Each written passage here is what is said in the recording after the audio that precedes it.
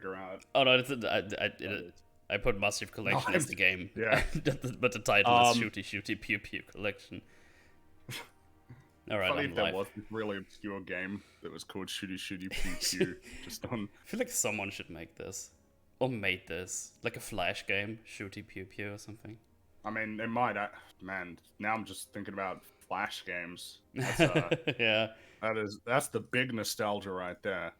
I remember. Fucking stick figures. I remember there was this. Yeah, a lot of stick figure ones, like and sniper ones. Where I remember there was like Sniper Assassin or something. It was this little Flash game with stick figures, and it had like a story. It had an overarching plot. Oh really? And I'm pretty sure it wasn't even like the worst thing ever. Like it was okay. It probably actually was better than what we're getting right now. It was that was fun. And then I think there was this website that was called Congregate, and that website probably still is around, but it's not the same anymore. I remember that website. I'm pretty sure I still have an account there somewhere. Well, it was the really cool thing with it was that there was like a chat function, so like if people were playing the same game, they could talk to each other while they were playing that game. Your attempt to join this player has failed. Please try again. Oh, that's a good start. Uh-oh. Oh, why would you start streaming when you're supposed to go to sleep? It's the weekend. Yeah, I'm your mother. Fuck you, Mom. Oh, man. The awkward part right now is I can't see you on my... You know how, like, there's usually the list that shows up that says, oh, your friend's online. I don't see you on that. Because I can see you. It was just Massive Collection. Yay! Well, send me an invite, maybe. I'll join you. Oh, damn. Is this proof that Fringy unfriended Mel on Halo? Damn. On Xbox well, no, I've Live. got him on Xbox. I thought, yeah. Hang on, wait. Invite. There you go. Ah, there we are. Okay, press plus G. You're late. Okay. No, you. Mortal Hollopisms. Right, Hello. Thoughts on Coom. Also Fringy. Thoughts on geopolitical implications of the push bar. There we go. I saw in chat somebody said Biden just announced both socialism and communism. Yeah, I heard. That was really funny. You want to play like big team battle? Give me 1 second. 8v8, that'll be. Just gonna no worries. Get your chat up, I guess. For any thoughts on Cuba's socio-political situation? So I see everybody talking about it, but I honestly have no idea what's happening. I don't know. I got no clue what's happening over there, but it sounds like it's significant as an event, anyway. All right. So what is this? Social games, I guess. Yeah. Oh yeah, there you are. Sweet. Just. Well. It'll be the 8v8. Yeah, I have 8v8 team. Then I have Reach. Yeah, that'll be the one. 8v8. And Halo 3. That's the one I have included right now. Maybe. Do you have Halo 2 normal? Because if you throw that on, sure. I'm cool with that. I can click that in there too. And then. Yeah, let's games include I have Precision Slayer and Auto Slayer on. Okay, yeah, that's cool. Okay, I think that's probably from last time we played. Still, I don't know when else. Right. Custom 8v8. Ploy. Hey, there, thanks for the re-soup. Hey, Mootle, Long Boy, and Frog, hello. I'd also like to join, but it'll be in like an hour when available, so you're safe from me for now. And regular shower, love you guys. Yeah, no worries, James. That's cool. What are you? I'm doing alrighty. I actually got a decent amount of sleep last night, so. Loser. Not fit. Shut up! You just did the sleep. What? You can't prove it. I had a camera in your room. Ew. But it's broken because it's too stanky in there. Alright. See the guy in South Africa trying to get his stolen TV into his car. So yeah, apparently South Africa is in turmoil as well. So it's not my fault, okay? And Germany and Brussels is underwater. Belgium is underwater. It's so Waterworld. Yeah, I don't like all these extreme weather events. Well, yeah, no, I think that's the awkward part now is like people are like, oh, what 1 degree hotter? Whatever. And now it's like the world is on fire and also flooding at the same time. Oh, huh. Uh-oh. That's not. I mean, I'm pretty sure that that heat wave that happened in Canada caused like some pretty significant fires. Yeah. Well, you know what you can't flood? Rapture. So maybe. That's true. Well, I guess you can flood Rapture, actually. But It actually is flooded at all times, yeah. Oh, thoughts on the Steam Deck. So, it's kind of neat. We'll have to see how it goes as like a product itself. Though. Yeah, looks pretty neat. People are going wild about looks it. neat. Like the pre-sales, like It's sold hard out. to get. It's so okay, good. Yeah, it's already sold out. The next availability is next year. I think it was very good timing on Valve's part because everybody was expecting a Switch Pro very soon, and a Switch Pro does not exist. I forgot I'm not allowed to change my fucking volume because allegedly there's a button not bound. Oh, yeah. You're gonna have to probably be in Halo 4. You need to check to see if. I wanted to put it down a little bit, and it's like this is a button. Piece of shit game. The trackpad seems like a no-brainer to have. Oh, well, I'm not familiar with like what is actually on it. All I know is that it's basically just the Switch Pro that doesn't exist. Yeah, I think that's what I did it actually, like right after. I think so. It seems very conveniently Honestly, timed. I'd rather buy that thing instead of a Switch Pro. I mean, if a Switch Pro was available, I probably would buy a Switch Pro. But I guess the problem is that like when I think about the Steam Deck, I guess I sit there and I think, do I actually want like a portable PC to play games on? I don't. Well, it feels the thing neat, is, I have a gaming you know? laptop, so I have no need for this thing anyways right now. Right. Well, yeah, see, I have a laptop that's pretty good, but not as far as gaming is concerned, so... Yeah, but again, I don't know. I bought that back when I was in Munich, when I drove back and forth sometimes. So... Nintendo doesn't chase graphics, it was never going to happen. There is a need at this point for the Switch to update its hardware. It's, especially if they want to maintain third-party support going forward, which they probably do. Like... The Switch was struggling to play games that were, you know, previous generation, but now when we got like PS5 and Xbox Series X, like the Nintendo Switch is going to have a hard time in terms of third-party support. So, I see. Oh, and to address the question, no, Biden didn't say that he supports socialism. He denounced it publicly as like a bad system of government. I'm offended by the comment that I feel with a few changes, Black Widow could have been alright. Few changes? It needs a few changes. You mean rewriting the whole movie? Few changes every couple of seconds. Yeah, I agree. Yeah, like that movie is broken to the core. Like I'm looking forward to tomorrow. I was gonna say in 24 hours. Oh yeah, that's tomorrow. Yeah, that's gonna be destroyed. It is already. It's gonna be great. Yeah, we are. That's gonna be a chungus, I imagine. Yeah. We're gonna shoot it to death with a machine gun of logic. Well, we're gonna shoot it, unlike Yelena, who didn't shoot that woman, but instead got her knife and went up to her. That's just one of the 1,000 issues. That movie is just... They're shooting back. I love that. I love that there's an article of, we had a meeting at Marvel to figure out the multiverse rules. It's like, oh, did you now? Oh, did you not finish it? Yeah, well, there's two things. One, it's like, oh, that's cute, but also it's like, did you not have a meeting before you committed to having a multiverse? Why would you introduce the multiverse and then have the meeting? Remember, after all the stuff that... the writer said this, it's airtight. Oh yeah, you're right. Yeah. Well, if you tell your bosses that, and they're like, "Oh, cool. Well, what is the multiverse, by the way?" It's like, we'll have a talk about it once the show's out. It's like, yeah, okay. You'll see. Well, not only that, after the show's out, but also after we've filmed all of the upcoming stuff that is multiverse related. Those films are done. Like they're being made right now. It's over.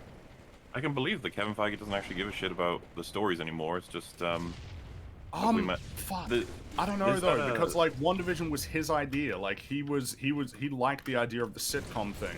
So like feel he like- clearly has ideas.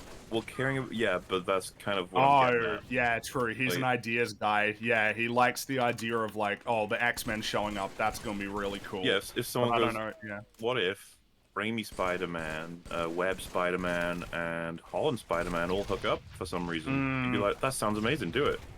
It's Yeah, almost like, I think you're what's the right. story? And he's Yeah. like, no, that's we did it. There you go. That's it. You figure it out. That's what I'm paying you for.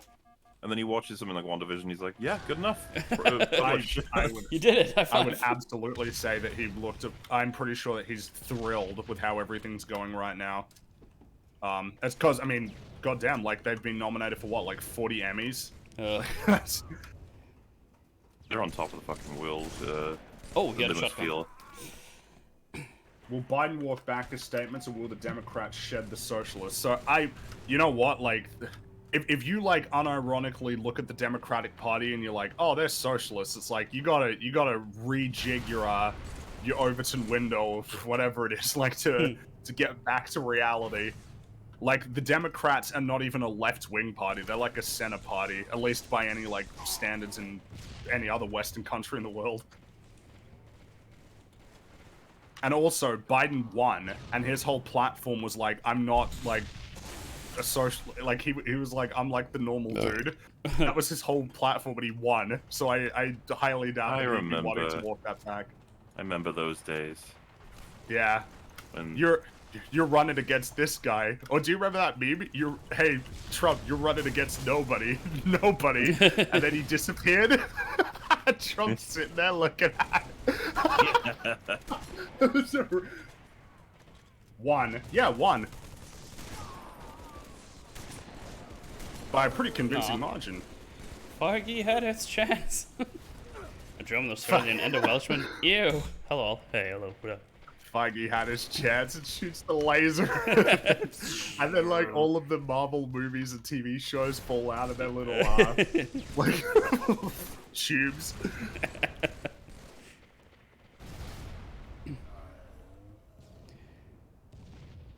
It's a good thing about shot. that airtight, consistent, infallible logic of Loki's time travel. Gosh. Yeah, I know, we cringe. All the crazy lefties go damn because of Trump derangement. Yeah, but, like, what do you not think that there's, like, really far right people as well? And who do you think they vote for? Like, I mean, I'm not sure what point that is. Like, most people are, like, just normal. Like, most people just have very normal political views.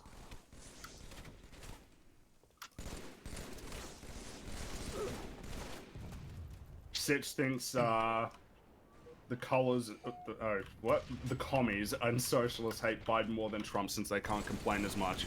I mean, I guess it might be interesting to think about that from the perspective of, like, content creators, right? Because there's when Trump was in, there was, like, a lot to talk about, especially if you're on that side. And you know what? I would say that's probably even true of, like, you know, right-wing commentators. Biden's, like, very normal, and it's, like, nobody really talks about, like, his presidency. So there's not much to talk about, and people are probably not making as much money talking about it anymore. But you know what? I like the quiet. It's nice. I like when it's quiet. You quoting Xander, or is that just an accident? Oh, that was inadvertent, but maybe it wasn't. Maybe What he he's my says. spirit animal. Yeah. That's what he says at the end of the Zappo to complete the bluff against the explosion. Yeah, like far the right quiet. obviously exists, but they seem to be a smaller contingent. You know what? I don't know that there's any way that you could possibly know that, but I'm gonna go ahead and say that it's probably not the case, and that it's probably about the same number of people either way. Maybe if you're looking on, like, on Twitter, yeah, but I don't know about in the real world if that's the case. I'd say it seems like it's the fact that it's competitive between, like, left-wing and right-wing parties every election would make me believe that it's, like, the political spectrum skews fairly, you know, one way and the other. Ah, damn it, I could have done better than that. The American voting system comes down to at least they're not the other party. That's what most voting systems come down to. It's better than the other option. I'm not sure how many people are, like, very passionate about the Like, I mean, for instance, I'm not, like, passionate about the Labour Party. I prefer them to the Liberal Party, but, like, I'm not really... I guess that's the problem, though. Like, if you're ever dealing with politics on, like, nobody's ever going to be happy because you're trying to run a world for, like, everybody. Everybody's just going to be a little bit frustrated or very frustrated with how things are going. Nobody's ever totally happy. So just openly stating that they're working with social media to censor dissenting opinions is okay because quiet... Oh, is that what I said? I don't remember you If you saying can grab that. the screen cap for that, then sure, if that's what I said. Because that's something I would definitely say. Game over. Yeah, Akum.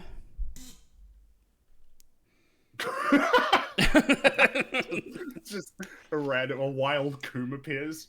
Metal Freeze chat needs your mutiltism. It's so charged in there. They're not even posting Coom. Save them. I just did. But before I read that, I'm trying. You gotta get your... There's a coom... Oh yeah. Oh yeah. You gotta get that coom quota in. The Coom quota. Why did someone like find my Twitter or something? There's like a weird amount of people following me today. It's weird. Gross. Interesting. Coom. I'm just going to talk about it. So if people want his opinion, they're gonna ask about it. Coom? Yeah, I talk about Coom all the time. It's great. There's a lot to talk about. The consistency of it. The the Twitter moodle. The aroma. The aroma. I'd rather not. Right, I wanted to turn down the game volume a little bit there. There you go. It didn't crash. Damn. Yay! I heard Germany's getting pounded with floods. Any in your area? No, not close to me. I'm fine. Some of those videos, though, man. Like 30, 40, That's 50 unreal. kilometers from me. That's where shit's going down. The area I live in is like mostly fine with like bad weather in general. Because we're like surrounded by mountains. That's like just Does like... that make it chill? The weather calms down when it's... Yeah, but when everyone has like rain, we're just like, give us some rain too, please. Long story short, American politics sucks. Like, really, really sucks. Yeah, but yeah, it's part of life. I thought he was doing Dark Souls 2 at 4K. No, that's what chat always memes about with every milestone I hit. Oh, now it's Dark Souls 2, right? It's like, no, it's not. Fringy has 52 views, Metal has 51. Get fucked. Damn it!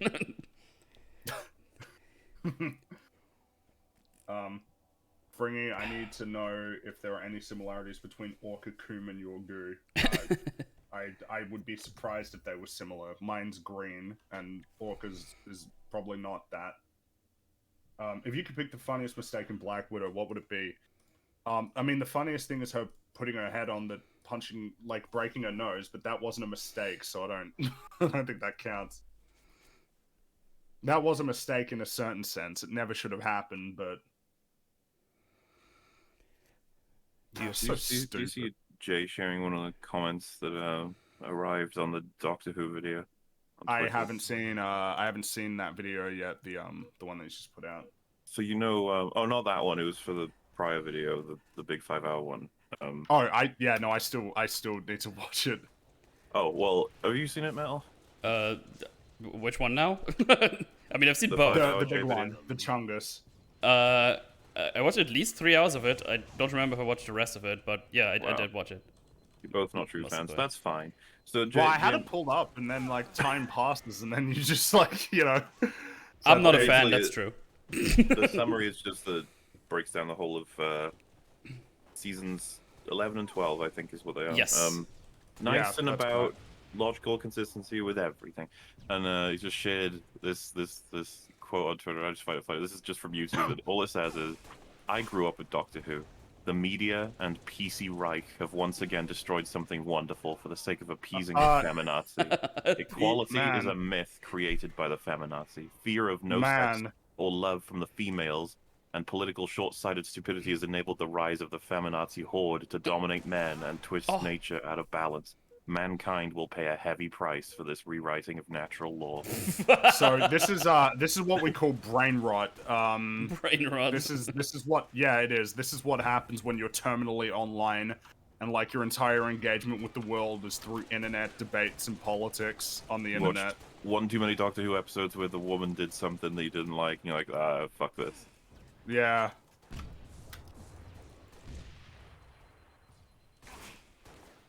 As for like Black Widow, I wouldn't recommend watching it for anybody in chat. No. Like, Fuck no. Yeah, it's not worth it. Watch our breakdown. We'll do a nice little. We'll tell you what the story is, and then we'll talk about how stupid it is at the same time. I think my friend also gonna watch that in the cinema though it's open again. I noticed they didn't even ask me if I want to see it with them.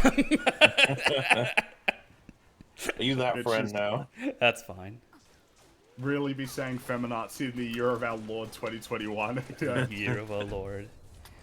I'm getting annihilated. I don't remember there was ever a good time to say feminazi. No. Thanks for the resub. 6 months. More like re-chub.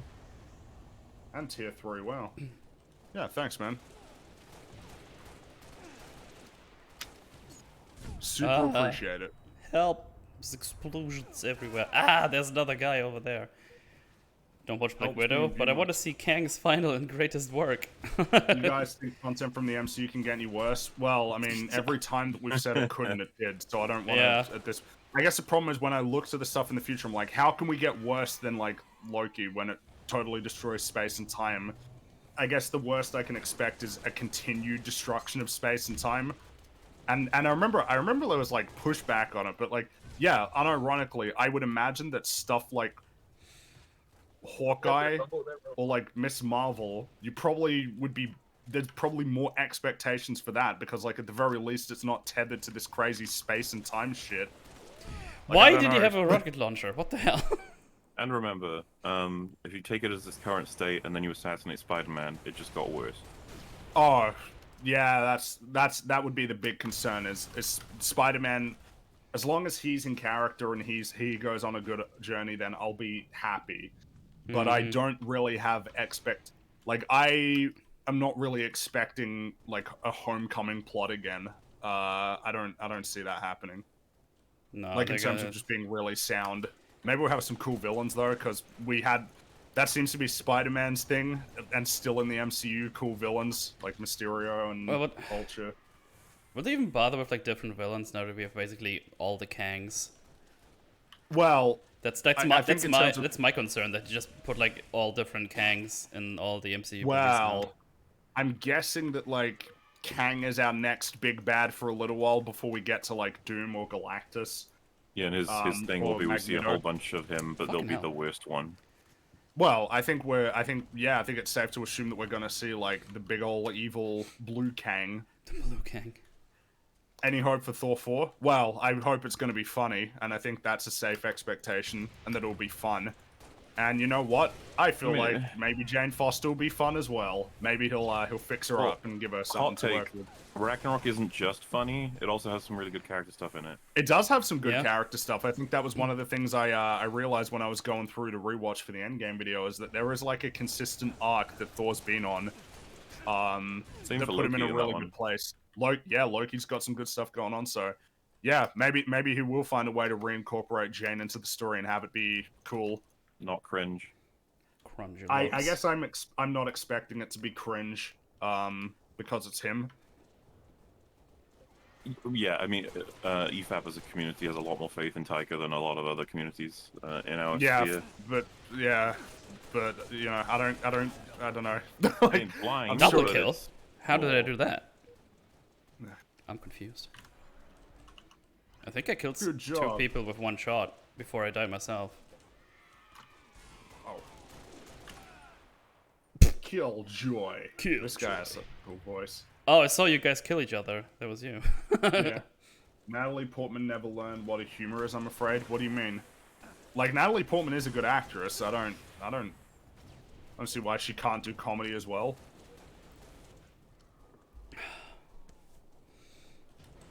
She is, wasn't there a conversation where Jay said, like, oh, she's not that, you know, good in terms of, like, being attractive? That was, or somebody That blew me away. Like, Oh my god. I thought it wasn't even up for debate. I feel like Rag said that. I don't know why. I'm not sure, but I don't know. I think he Somebody did. said it. Somebody said it, and it really upset me because it's just like Sorry, somebody said what? that. Like Natalie Portman wasn't that attractive. Was that Jay or was it Rags? Do you remember who said that? I can't remember, but she's one of the. Yeah. I'm not gonna say like forever because she'll get older and stuff, but Well, she's already 40 though, and like, look at her. Like, well, she's got one of the quintessential like perfect fucking faces people. Fuck. yeah. She is. Hi, Blue Sky. Yeah. Her Taskmaster was great though. That it really captured the essence of the character. I thought that was my. Oh no, Rag said Amy Adams wasn't, and that was another one that kind of blew my mind as well. And I think I saw somebody say that about Margot Robbie as well. And again, I just feel like I don't know what I'm meant to say to that. Like, like you're just wrong, like objectively. It was funny when we're talking about that Pokemon video. People are like, "Oh, she's not that good looking." It's like you gotta like. I know you don't like her, but like you can't like don't be like telling yourself lies.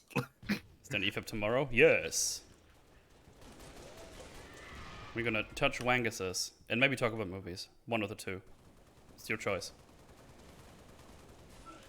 You were wrong about Amy Adams. No, I'm not. I'm not. No, I'm not.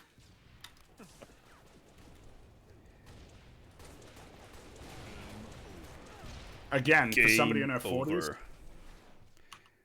We have done a metal 57, Fringy 55. Get fucked, Fringy. Oh boy. Even though it says 53 for me on OBS, but I don't know which one is right. It doesn't matter. Pokemon without makeup? Oh, yeah, well, maybe, but like I don't. Is that how we're judging? Like without makeup? Does that not really count? I gotta ask who's pretty on metal or Fringy. Obviously me, because my face is visible. Get dabbed on. Hey, look, right, I'm not hiding. Well, I can't look because I can't see your fucking face. That's true.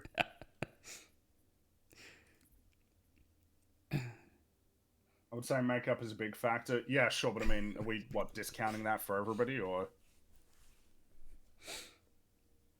No, we dropped. Traders have left metal. Damn it. Should we start asking who will be the most inconsistent character in Avengers 5 in place of the episode 9 question? Who knows? I have no idea what's gonna come of all that. Remember when people said Wanda was hot in her outfit to try and defend WandaVision? Oh, I'm pretty sure I said that because I was kind of being like, I was frustrated, but like, the problem is a lot of, like, when that episode came out, all people were posting was pictures of her, like, in the costume. It's like, yeah, I know, like, Elizabeth Olsen is, like, very, very, very, very beautiful, and she's a great actress, but the writing sucks. but it's easy. I don't know. It feels like people want to see the people in the costumes, and that's what makes them happy. And, like, that's all you need. One of my favorite parts of the MCU is the ironic section that you are the Scarlet Witch. Yeah. What does that mean? Well, it only means something to us because we know that that's something in the comics. Fuck is this thing? Missile pod? Holy fuck. yeah, that's right, a missile pod. Careful, Metal, don't blow yourself up. Help! Do I need to look down the barrel and pull the trigger? Yes. Oh no, I got stuck. That's not. Does this lock onto things? I think I saw Banshee flying around here. I think she's a really good actress. She wins Best Actress. I think she deserves it. Well, so that's really awkward part. It's like, well, you're happy that Paul Bettany and Elizabeth Olsen got nominated. It's like, yeah, I guess so, because they're both really good. But I guess that's not really the thing. Because my thing that was upsetting me was the fact that it got nominated for 3 writing nominations. Damn. Now, I hit that guy directly, and that didn't do anything. And they got the Banshee too.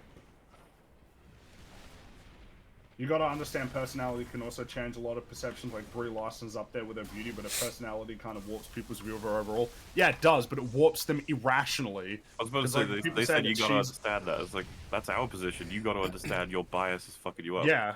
Exactly, because like if somebody said Brie Larson's not that attractive, it's like you gotta get your head examined. Like this is just not true.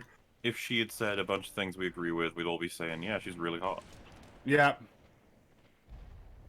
Wow, that's what other people would be saying. Because I can separate these things.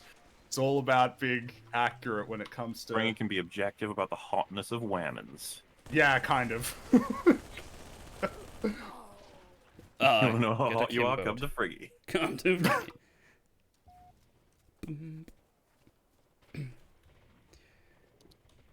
I'm gonna run someone over with this mongoose.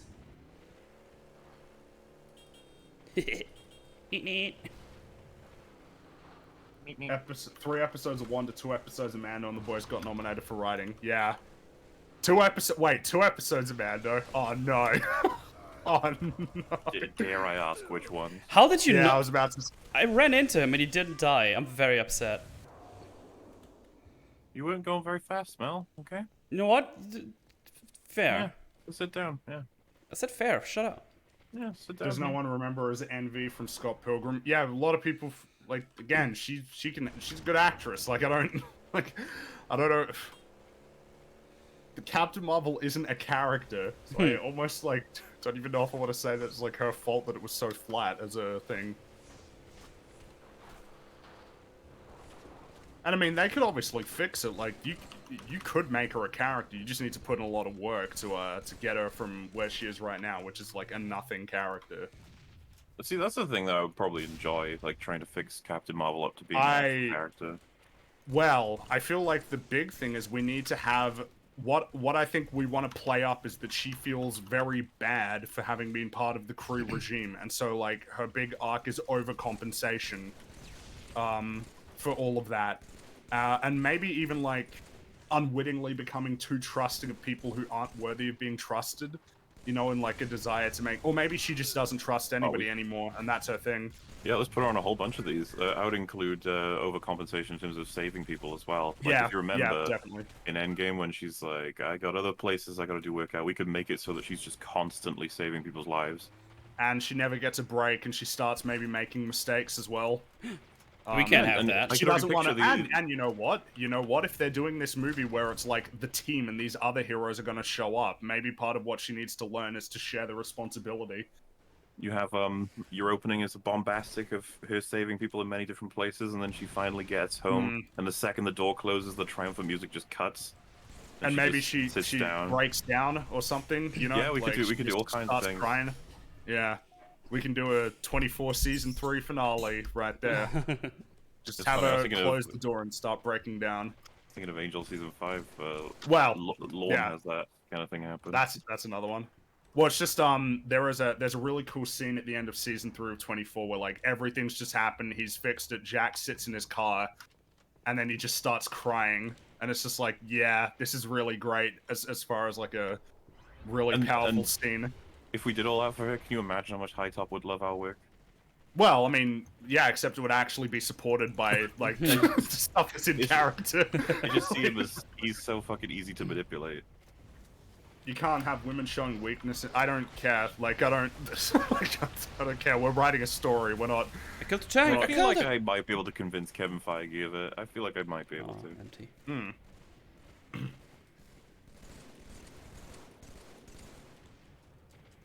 Let's meet the human behind Captain Marvel, shall we? Human music. Yeah, that's the big. I wonder what, because if we got to have Monica, it's like what are we gonna do to like make her? Well, I mean, what can we do? Like, how do we fix her up?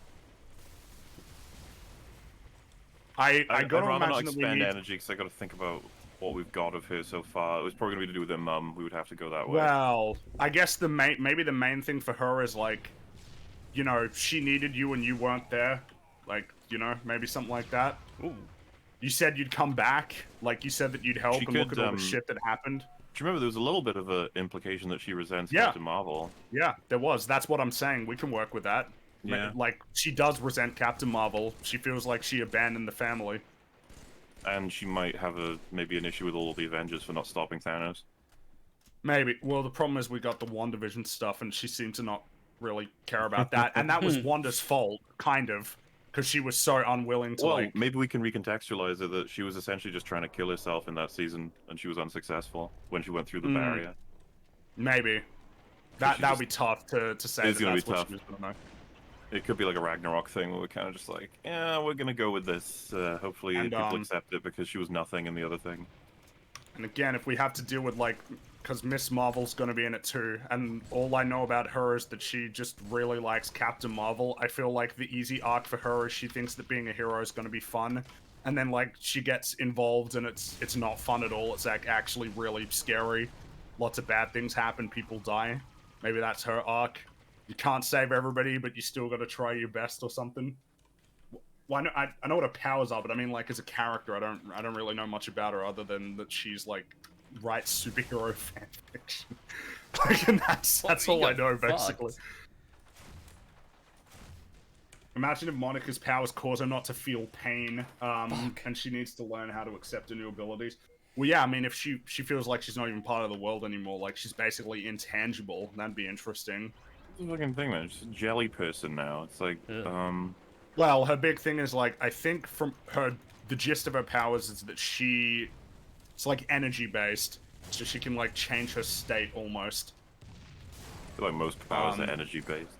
Most of them are energy based, yeah. I remember I heard that a rumor that because, like, Miss Marvel is basically like Mr. Fantastic, and I heard that the rumor is she's gonna be Green Lantern.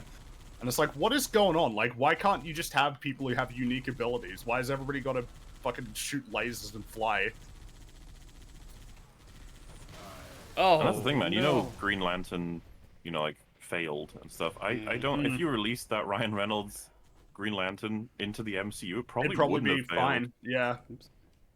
Green Lantern is no, not Green Lantern in the MCU. Like, the idea is, from what I've heard, that it's viable that she might not actually be like Mr. Fantastic anymore, and that she can create, like, constructs with energy, which is basically Green Lantern. Green Lantern is a cool character. That's they really ought to do something with that. Yeah. Like, Green Lantern is such a cool idea. The whole Green A guy Lantern whose core power sounds is like will. really, really cool in general. Yeah, no, I mean, I think it's awesome. The superpower is imagination and will. That's great. That's so cool. I want to see what happens when we have a Green Lantern who has PTSD. Like, make that happen. Hal Jordan is like, Hal Jordan, like, he's an Air Force pilot, and maybe he has a really serious bout of, like, PTSD or some sort of stress. And then see how that factors into his abilities. I'm like, which MCU property do you think has the most potential? Blade, Fantastic Four, X-Men, or Ghost Rider? Well, I always feel like it's X-Men, but X-Men feels like it it's would just be, way right? bigger. Yeah, like, Blade is one guy, X-Men is like dozens of characters. It's kind of funny to think about, though, because Blade is like, it introduces all of vampire content, and then you have Ghost Rider introducing Hell, afterlife, hell, and demons and stuff. Yeah. See, I feel like we've missed out on so much. I just like the idea of Tony meeting Doctor Strange because it was, like, legitimate magic. Just like, how does he react to that? But he's never been able to react to the fact that demons exist, or whatever else. As long And as I Zack say Snyder it as stays if the it would have fuck been away good, from but at this Green point, I Lantern, don't even know. Well, it's lame because you feel like you can do a lot there. Like, imagine what would have happened if Cap met, like, Ghost Rider. That'd be crazy. But I feel like they almost wouldn't lean into it as much, because it's just like, oh, this world is crazy at this point. It's like, there are normal people in this universe. Oh, hello, Riza. Give me Shaggy Lantern. I hope we get a Ghost Rider show movie. You probably will. In fact, I wouldn't doubt that it's inevitable. Going all right. I would say the same goes for everybody. Like, it's probably only a matter of time until they do reincorporate the Netflix. Even if they recast them, like, you'll get Luke Cage and stuff. That'll happen for sure. Daredevil seems to be, like, guaranteed at this point. It's been talked about too much for me to imagine that he's not going to be part of it, and that gets me worried as well. I'm worried about what they're going to do to my boy. My boy. Spider-Man meets Punisher. Spider-Man meets a lot of characters. Like, I really do like the idea of Spider-Man and Daredevil teaming up. That's Well, imagine he now goes on to meet a lot of them, and he learns something from each of them as his journey yeah, continues. exactly. You know, that'd be neat. It So could be neat. there was a question about what do I think about Age of Ultron during my rewatch. My consensus is like I don't think Age of Ultron is bad. It's not worse than Endgame, and there's like some decent character stuff in there. Most of the issues in that film stem from the plot being absolute garbage, but the characters are still behaving consistently. So in a weird sense, it's like I would take Age of Ultron over what we've been getting lately. I wouldn't happy. Because at least they were in character. The plot and world is all fucked, but yeah, I get to see my characters being my characters, which I'll settle for. Why am I yeah, not that's here? something at least. Spider-Man and Punisher sounds like a fun matchup. They both have very different views on criminals. Yeah, I mean, Spider-Man works well with a lot of heroes. He's just, you know, it's just. I like the idea of Spider-Man teaming up with a bunch of people, which is kind of interesting to think about when like Spider-Man is the only one that Marvel doesn't have the rights to film-wise anymore. Like their main one who has this really big universe of characters, and Sony seems very eager to do as much as they can to like exploit the popularity of the MCU. And you know what? More power to them, because Venom 2 is probably going to be better than like a lot of what we can't believe I'm saying that. Like, Venom is such a stupid movie, but like it's probably gonna be, at least it's gonna be more fun. Did you read any of the Punisher Max comics? I never read No, I haven't read the Punisher Max comics. I remember I briefly read the more recent run. I don't know who wrote it. I remember it being okay.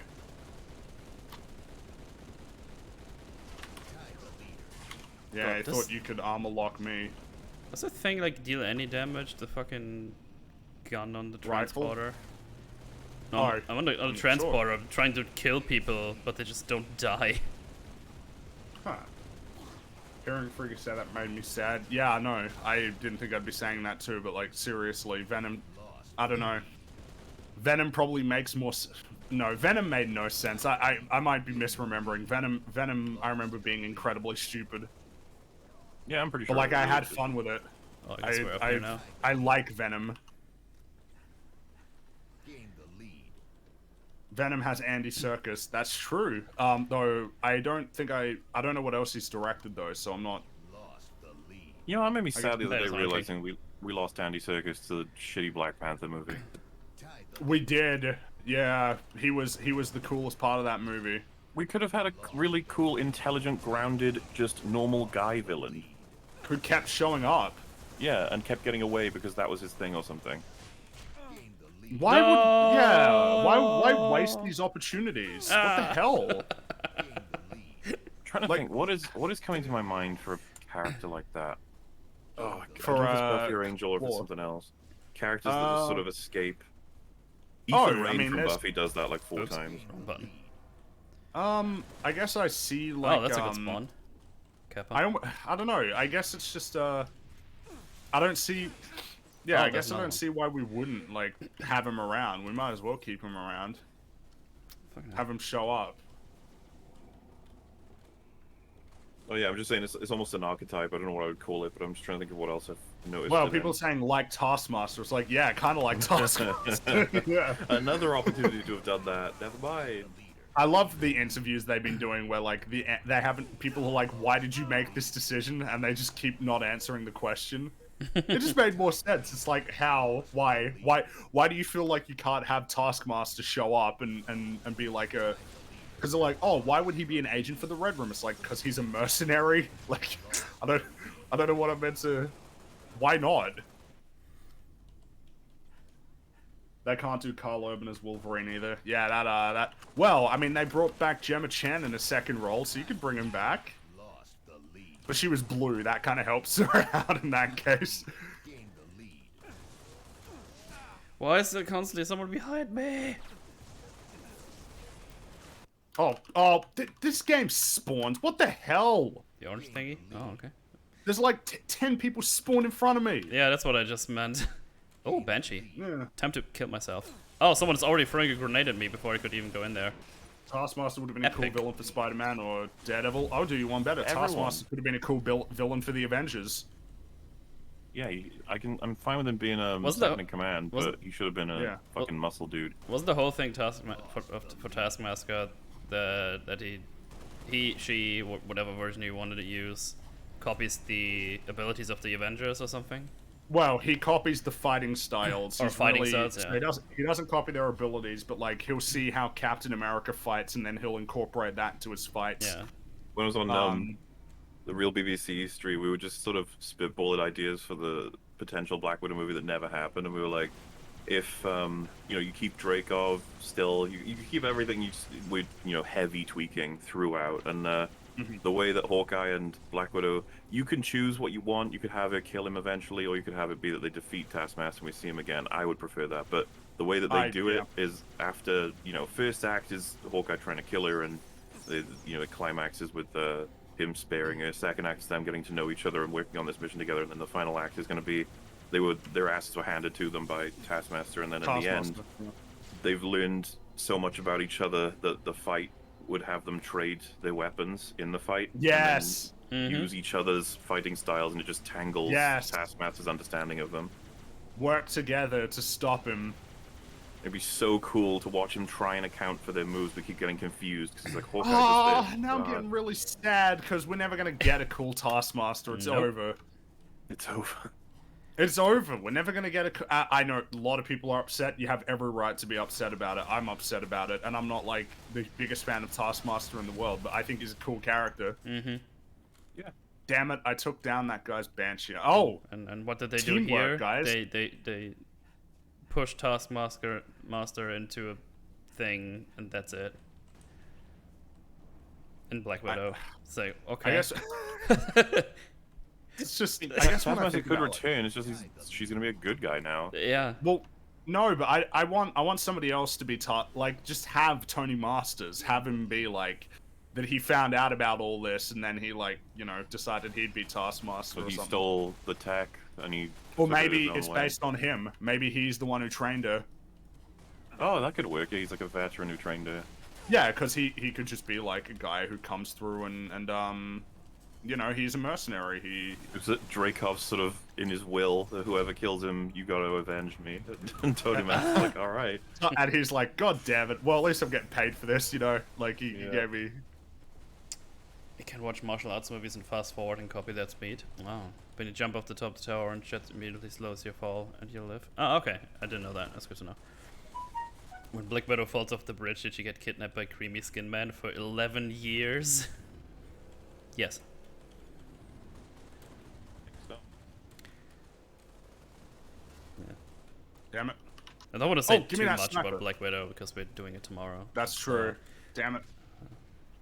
I'm calling it now, Fringy. Shang-Chi fight scenes will not be cool. I guess that's my concern, but the thing is, it's like, this is a martial arts movie, so of all of it... Well, yeah, but Black hell. Widow was meant to be like an espionage movie, and it's no espionage at all. Yeah. Now, here's something that I just am now remembering that is amusing to me. I remember that Kevin Feige in that Investor Day thing described Loki as a crime thriller. Does Loki seem like a crime thriller to you guys? Well, it could have been like It could have been, and it would have been the cool very if they very actually did basic that. outline is there because you're a detective like, for time.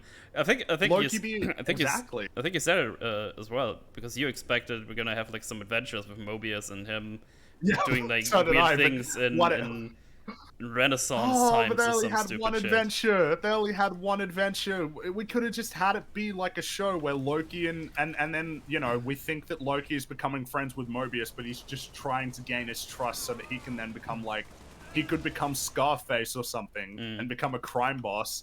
He's like, fuck it, let's just mess around. Let's see what I can get away with. I still think it'd be more fun for it to have revealed that Doctor Strange was torturing in the entire season, and it was all a trick. And like Mobius is Doctor Strange's attempt. Why do they have all have someone in there explosives? that you would trust?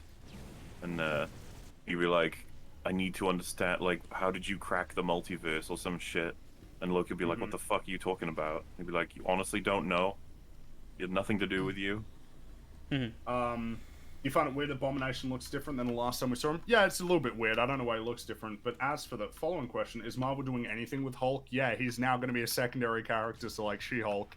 I'm pretty sure that's just what's happening now. Okay. Because he's going to be in that show, but, like, she's being introduced. How about the movie where they show us how he mastered the Hulk form? That would be interesting. That could be cool, but I don't, and also I don't think I strictly have a problem with him being a secondary character to like a new Hulk. I guess the problem is that it feels like we haven't done anything with Hulk. Yeah, and we should. I'm pretty sure I talked about this off stream the other day, but it's like, yeah, Edward Norton would have fought harder to make Hulk a character. I just think he would have, and he would have been a real character. He wouldn't have just been the secondary. Because that's the problem. Is like we talk about, you know, there's our trio, right? Like Iron Man, Cap, and Thor. There's no reason why Hulk couldn't have been the fourth one. He should have probably been the fourth one because he was the second one that got introduced. But he never reached that position because he was always a secondary character to other people. Imagine they would have done like a World War Hulk thingy. That would be cool. Yeah. Yeah, and I guess the problem is, it's like I guess we just gotta hope that happens vicariously through like this She-Hulk show. Well, they just kind of grazed over it. Like there were like some references to it. The whole tower when it was basically a side thing in Ragnarok. Yeah, well, I think as somebody's mentioned, Universal. I'm pretty sure still have the rights to films, but there's no reason why we couldn't have done like Ragnarok, a thing where we have Hulk be a part of it and go on like why you know, because he didn't do anything in why did you turn around? Phase 2. Oh man. Yeah, he was a cameo in fucking Iron Man 3. He was a cameo in Iron Man 3. He Fucking slept hell. while Tony was telling him about his PTSD. So as you guys have mentioned, presumably you could do a Hulk TV show if they hold the film distribution rights. And of course, you would assume that the distribution rights to the film would apply to She-Hulk too, but I guess not. But the problem is that it's probably too late. I would imagine that the thing now would be that Jennifer Walters will like take over that role, and that she'll be like the main Hulk going forward. Which is fine. That could be cool. We'd have to see, I guess. I guess the problem is that it's like the problem is that I'm not. It's not like I'm not strictly disinterested in any of these ideas. Like any of these ideas could work. I just don't have much confidence in Marvel at this point. Yeah. But I want to believe. Like I want to believe that there could be a cool like She-Hulk show where she does cases and like, you know, it's legal stuff and she has to deal with cases while also being a giant green lady. Some explosions. That could be cool. Like you could do something with that. Have her I needed a Game of Thrones reference, and I was just grabbing it. Yeah. I'm just reminded of like the production values are through the fucking roof, and Game of Thrones, yeah. and it was terrible. We could have gotten the leader, Planet Hulk, World War Hulk, Red Hulk, Abomination, and even the new comic where, where yeah, like there's a lot you could do with Hulk, and I guess now maybe we're gonna do it, but it will be vicariously through a different character. I'm not sure. I don't know that there's any reason why that has to be the way that it is. But I could see like if you did that She-Hulk show, you could have it be that I don't know, and maybe this is what they're doing. In fact, the reason why I've thought of this might be because it's what they said they were doing. Like if she represents superheroes or something. I just backed out real quick. I need to go to the toilet. You know, yeah, no worries. Like you could have her be doing superhero-related cases having to do with like damages caused by all the heroes or something. That could be interesting. Maybe we get to see the collateral damage side of all of this. You know, she gets to peer into, and then she tries to make things. Or maybe she's even really judgmental at first, like, these heroes, they just cause all this damage and they don't care what they leave behind. And then when she becomes, like, fucking Hulk, and she starts causing all this collateral damage as well, that could be something. Nothing even happened with General Ross. Well, maybe they will do something. I don't... Seems like they want to do their little Thunderbolt stuff, but I don't... Yeah, I don't know. I miss the comics where Daredevil and She-Hulk solve cases together. That could be cool. And in fact, I'm pretty sure I've heard that he's meant to show up in that show, so maybe that will happen. But the problem is these are all ideas. Like, I sit here and I think about all these ideas, but I don't know that they're going to do anything with these. And I don't know that they're going to explore these ideas as thoroughly as they could.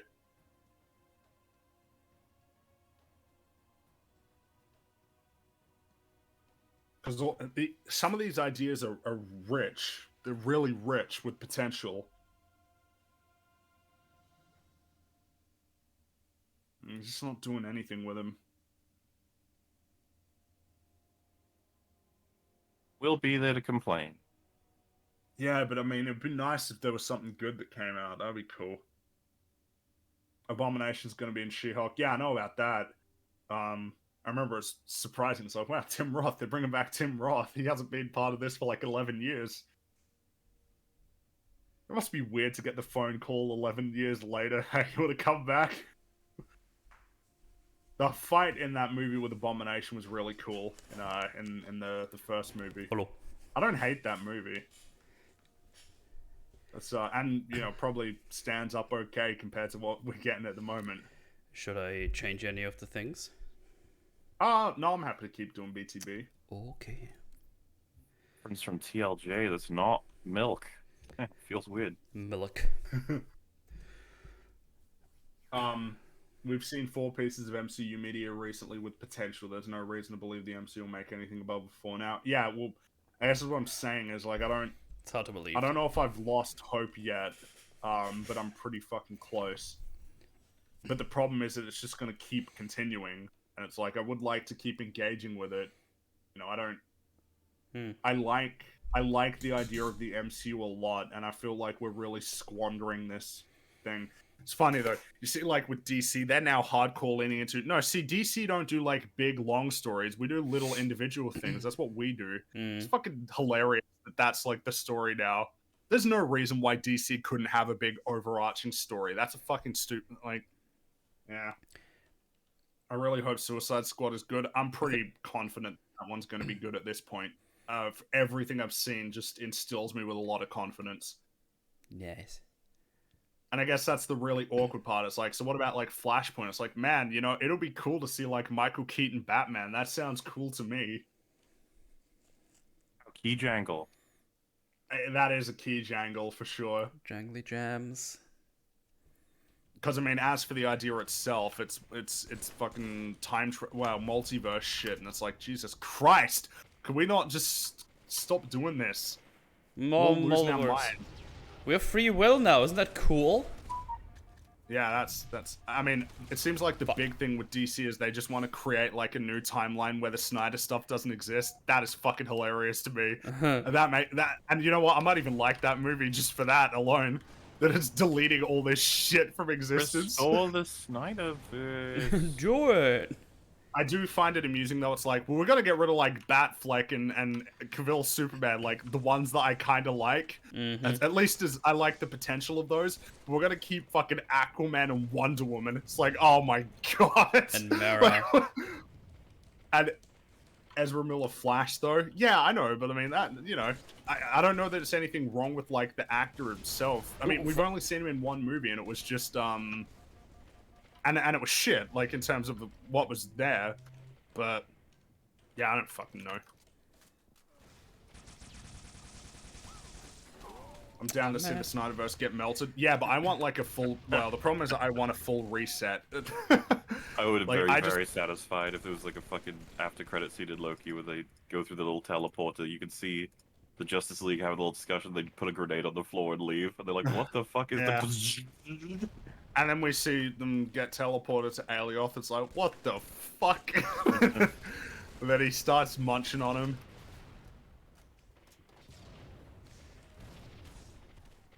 I just want anything that's okay. I just want anything that's okay. That would be neat. Just a movie that I watched is like, yeah, I don't want to kill myself after that. I think that would be a win in my book. Well, yeah, because it's super awkward because, you know, when you're watching, like, Black Widow, it's just, this is, Oh, like, shit. I'm not having fun here. This is fucking, this is like a, Yeah, as said, took me 4 hours to finish that movie. yeah, that one was tough to get through. I was really not enjoying myself at all. Which one, sorry? Which is funny. Black Widow. Black Widow. Ah. Whereas, like, even with Endgame, I find it really frustrating, but there are parts that I'm, like, enjoying when I watch that movie. I still think it sucks, but, I mean... But when you enjoy it, it can suck. Yeah, that's right, I know. Ah! Why do I always find the guys with the explosive launchers? Do they have free will the MCU now? If Kang is still in charge of TVA, then it's still just what he wants to happen, right? Well, no, well, it's multiverse now. He's dead. Yeah, so there's he a got new... stabbed. There's a new Kang with a new agenda. Yeah, or multiple, I don't know. Because we still don't know where we actually got teleported to or what changed. It's... Yeah. Yeah. Even RLM thought it was bad. Oh, yeah. I mean... What do you mean by even? They are not positive about the MCU. That's why I was a little bit confused there.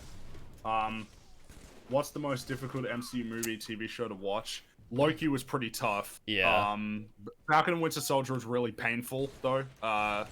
Like, that's a really frustrating experience. Oh, fuck. I suppose when I think about... Black Widow was really tough. Like, that was a tough one. Because when I'm thinking about movies like Captain Marvel, it's like, well, Captain Marvel is, like, really dull. I don't know if that's what I'm thinking about when I...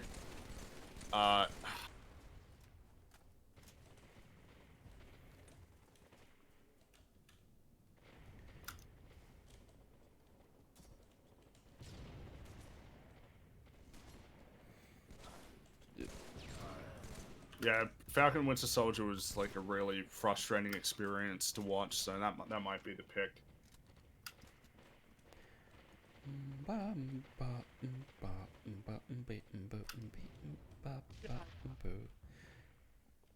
Oh yeah, you can bring Tony back because there's alternate Tonys. You're right. That's true. There would be alternate versions of every character. There would have to be. If there's a giant multiverse, it's viable that these characters are still alive in a lot of them. Yeah. Fucking hell, my aim is poopy. Captain Marvel is really boring and predictable. It didn't hurt as much as Falcon and Winter Soldier. Yeah, that's kind of my point, because, like, as much as that movie's really bad, it's not... It's just really pretty generic Marvel sludge. Falcon and Winter Soldier is a different kind of Marvel sludge. Yeah, I feel like Phase 4 is bringing in a new breed. It is a new breed. It's the writing has just gotten really worse, like in the way that the characters interact with each other and the plots and stuff. It's really deteriorated.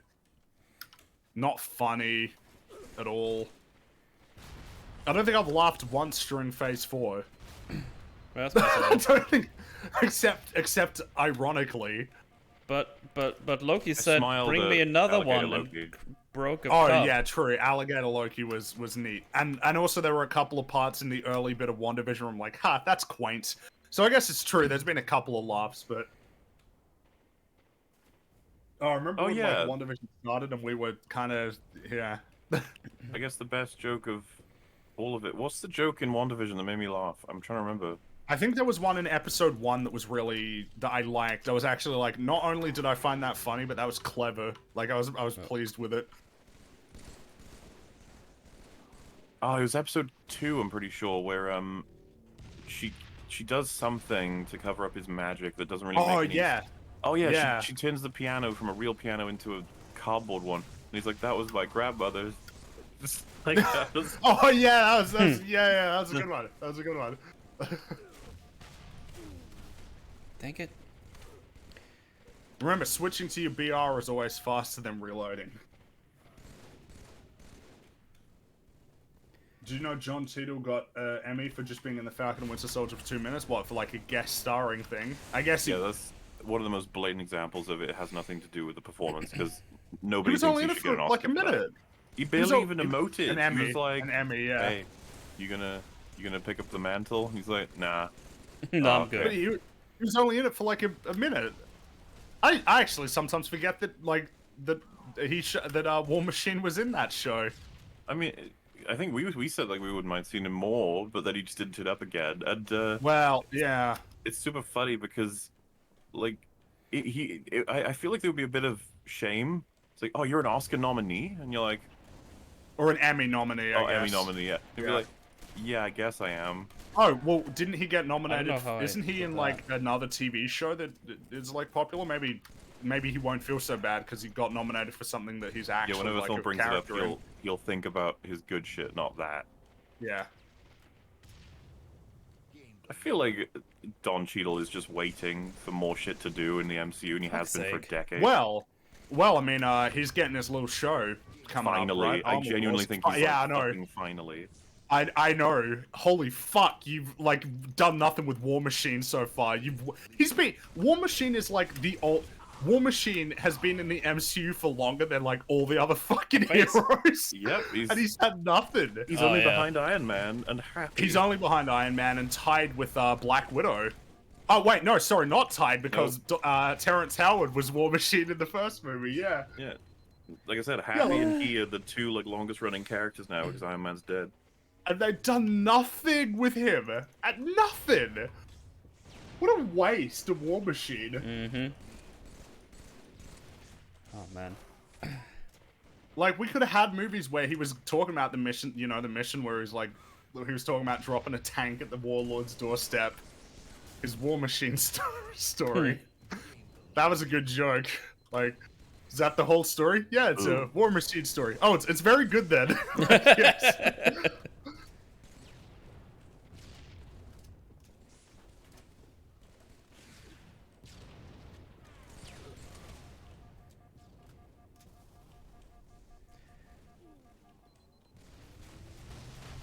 Death awaits.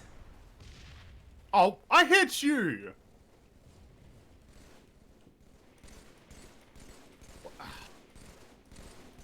Come on! Oh, fuck! I think you got him. No, I didn't. No. Well, then he got go. then he got exploded right after because he flew away. No, someone else exploded him, not me. I'm having no luck today. Gotcha. Run to love at the Red Guardian because Cap stuff, but the rest of the movie stopped me. Red Guardian. I like no, I'm not gonna say anything. I'm gonna keep it for tomorrow. Yeah. Something I find interesting though is that like the MCU writer seems to be playing coy with the idea that he did fight Captain America, and I'm just sitting here like, what the hell are you talking about? Like, what are you saying? See Odin. He didn't fight Captain, or did he fight Isaiah? Or oh wait, no, Isaiah went to jail for 30 years. That's right. He couldn't afford him. Oh, I got 2 kills. Damn, I'm good. Fringy, I saw a cassowary the other day at the zoo. Holy fuck, no thanks. Yes, dinosaur. Oh, Metal Gear Solid matches. It's alright. I don't play this game often, so I don't expect to do well. Is it reasonable to not scrutinize a film as much that doesn't bother taking itself seriously enough, i.e. Fast and Furious, The Room, most Marvel movies compared to richer films that aim to captivate you? The first 6 Star Wars films, Lord of the Rings, American Psycho? No, I think if you're trying to achieve meaningful stakes with characters, then you need to... Yeah, I don't want to do that. Like, oh, they're not taking them so... Marvel movies do take themselves seriously. They want you to be crying at payoffs. They want you to have the feels. That's serious. Here's a comparison. You have when Danny is shot at the end of Hot Fuzz. It's actually really sad, and you think he's going to die because everything in that movie doesn't tell you that when people are shot, it doesn't matter. Compare that to Tropic Thunder in the beginning when they're filming and Ben Stiller's hands get blown off. Like, you're not in that scene being sad. You're laughing at all of the different like jokes and how they try to outact each other and stuff, and it's just really dumb and funny because obviously everything has been set to not have those kind of stakes. That's why it's like cognitive dissonance when a Marvel movie is like, blah, blah, blah, blah, and then suddenly it's like, wow, this is really emotional, right? And you're like, huh? We're doing this? It would be like if the fucking Holy Grail just pulled out a really emotional death scene. You could only see them trying to run it for comedy. Yeah.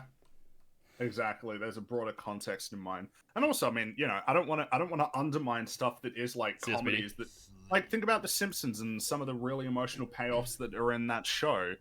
And I'd be frustrated if somebody said, "Well, yeah, but this like Homer sitting on the hood of his car looking at the stars after his mum leaves." Like, I don't want to like that's not like on the same level as like and like I don't know, like Lord of the Rings in terms of like trying to get emotional payoffs. Like, it's just stupid little cartoon dinky thing, whatever.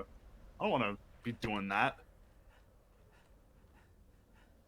Yeah, because that's what you'd have to then admit. It's like then we have to go to the point where it's like, well, then stop taking them seriously when they're cartoons or whatever. And it's just like that's not fair. And I'm not subscribing to that one. No way. I think we've said before, but like if you look at Do It For Her and that mum Yeah. scene and Jurassic Yeah. Park, these are all things that they're not And Luck of the destroyed by. Fryish. Yeah, they're like relationships that are directly between characters. They're not Got him. some kind of epic battle where someone takes a bullet for another person, Yeah. and up to that point, everyone's been shooting each other, and it doesn't matter. You know, it's not like that. Yeah. Damn it. I'm in this in this thing all alone. I'm very scared. What is this weapon? Oh no. Oh, sure. The second I pick up a cool weapon, someone kills me. Fucking game. Oh, well, I got a Spartan laser and then I got killed before I could. Oh, fuck. Literally, Jay asked me how long I'm gonna be streaming. Could see what's joined or something. I don't know. Huh? Ask Jay. Oh, it's Jay. Yeah. Yeah, if you want to add him in, if he's around. Who? Ask me if Jumblo. Ask me if Jumblo. I'm going to ignore you from now on if you don't start giving me answers. Jay. I said Jay 2 times before that. Doesn't come Yeah, through he did. clearly. Fucking Jumblo. It could be anybody. I know. That's why I said it. Who do you guys have more faith in, Taika or James Gunn? My I don't know. ass. They're both really impressive to me as directors, anyway. I think Jojo Rabbit helps out a lot in terms of like just confidence in Taika Waititi. So which one will make me feel more is up for debate. I think James Gunn's going to be better at making things cause and effect than Taika is. Probably. And that's partly to do with the fact that I don't think Taika cares as much on that front. But I do think that like Thor Ragnarok is fucking hilarious. Like, This is the thing, man. I would happily have that experience again. I'm not going to forget my time in the theater, literally dying from laughter from watching that movie. yeah, Thor Ragnarok was a really fun time. I was so upset by how few people though in my theater were laughing at Grandmaster, who's fucking hilarious, and like there were so many really good jokes, and I was the only one laughing, and it upset me. Yeah. I was with like 5 other guys, and we were just losing our shit. Yeah. It's my birthday. There's so many fucking jokes in that that are also down to the delivery. If you remember when the guys Yeah. melted next to Thor's Yeah. reaction is, "Oh my god!" and then like Grandmaster's like, "Oh, I'm stepping in it. I'm stepping in it." Oh, and his delivery, "You are officially pardoned from life." Just taps him. Oh god, there's so many good jokes. Because that in the opening scene where he's spinning around. Hang on. I swear I'm not doing this on purpose. It's just because that's what heroes do. And there's silence. Oh fucking and one of the best line deliveries of any joke ever, where fucking Thor shows back up in Asgard, like, "Father, oh shit, my son has returned." Oh shit. That's like one of the delivery is perfect. Yeah, no, to me, it's just more evidence that Anthony Hopkins is fucking incredible. Oh yeah, He's that is literally playing his son, playing himself. I always forget that that's him. and of course, you know, like later on when he's doing his speech with Thor and Loki, that's a neat scene. He's doing a good job. Everybody's doing a good job in Also- that scene. Someone's just highlighted it, and I guess I hadn't thought about this before, but Thor: Love and Thunder has been written by Jennifer Caitlin Robinson and Taika Waititi, while Thor: Ragnarok was written by Eric Pearson, Craig Kyle, and Christopher L. Yost. Huh. Reload this. Taika And directed Ragnarok, which I still think means that his I think sort that of means DNA a is lot in there. because Yeah. he's ultimately with the But let's have a script. look at Jennifer. What a she. Yes. Let's see. What's their history? Nothing I recognize except Love and Thunder. Okay. What about the other guy? Oh well, the other guy for Love and Thunder is Taika Waititi, right? Oh, so he's co-writing the scripts. Yeah, this time. Oh, get fucking annihilated, bitch. Chris Hemsworth is an underrated actor. Let me tell you, like, he is an incredibly talented comedic actor. Oh, yeah. He is Well, I think very Extraction funny. shows that he's got big potential Oh, in drama and as well. and of course, Infinity War. It's like one of my Yeah. favorite scenes in the whole MCU. His little talk with Rocket. Oh man. Yeah. Dude, the same person who helped write Ragnarok wrote Black Widow. How? Holy fuck. I don't know about that one. Well, I guess I gotta wonder. Well, I guess I wonder, like, what does it mean to write, like, for Marvel movies? Like, what is your involvement almost in the like, how much do you get to decide what the story is, and how much of that is decided for you, and what you're writing is effectively just the scenes? I don't know. I'm not sure what their process is. Christopher L. Yost helped write Mandalorian. Ah. Oh my god, the hammer pulled you off. This is something where we're just gonna have to. Who knows? We'll just have to see.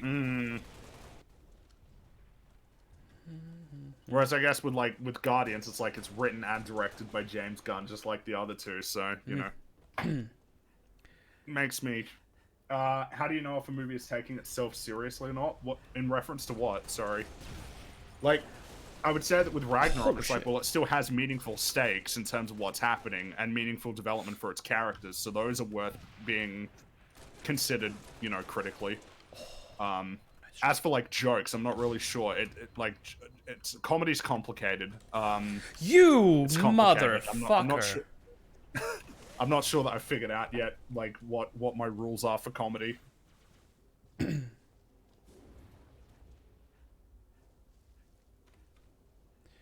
You should be credited as a writer of a movie. You have to be responsible for at least 5 to 10% of the text, be it story, dialogue, etc. Oh, Okay. is that true? I don't know. Is that like the screenwriters, like the? That probably is a screenwriter's like stipulation, I would imagine. Yeah. So it's the difference between like a story credit versus a writing credit.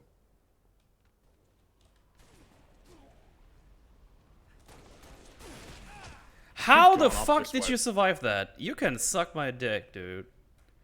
Shot him twice with the rifle and punched him, and then I died. That's some bullshit right there. Just join the stream. Is she really here, or is the stream? Oh. The stream is here. Is there the stream? I don't know. There's so many layers. No. No, kill the other one, not me.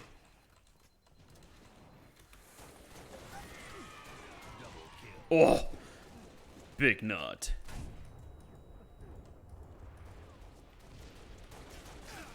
Oh, there's a fourth one. God damn it. That's the thing, is when you think about Ragnarok, the problem is like if you didn't find it funny, then I'm not sure what, you know, like I don't know, because it's so much of it is comedy that I don't know what I would say to somebody who. Oh, I'm really upset I didn't get that. These kill. guys, that motherfucker has been chilling there for like 5 to 10 minutes. That There are a killed couple you. of people who just have ones on F. The more I listen to this clip, I mentioned it on Real BBC in terms of Ragnarok getting the characters right.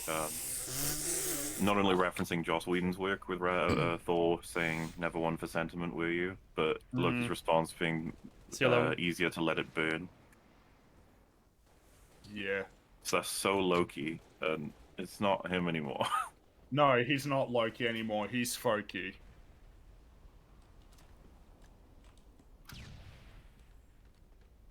That's off, Ghost.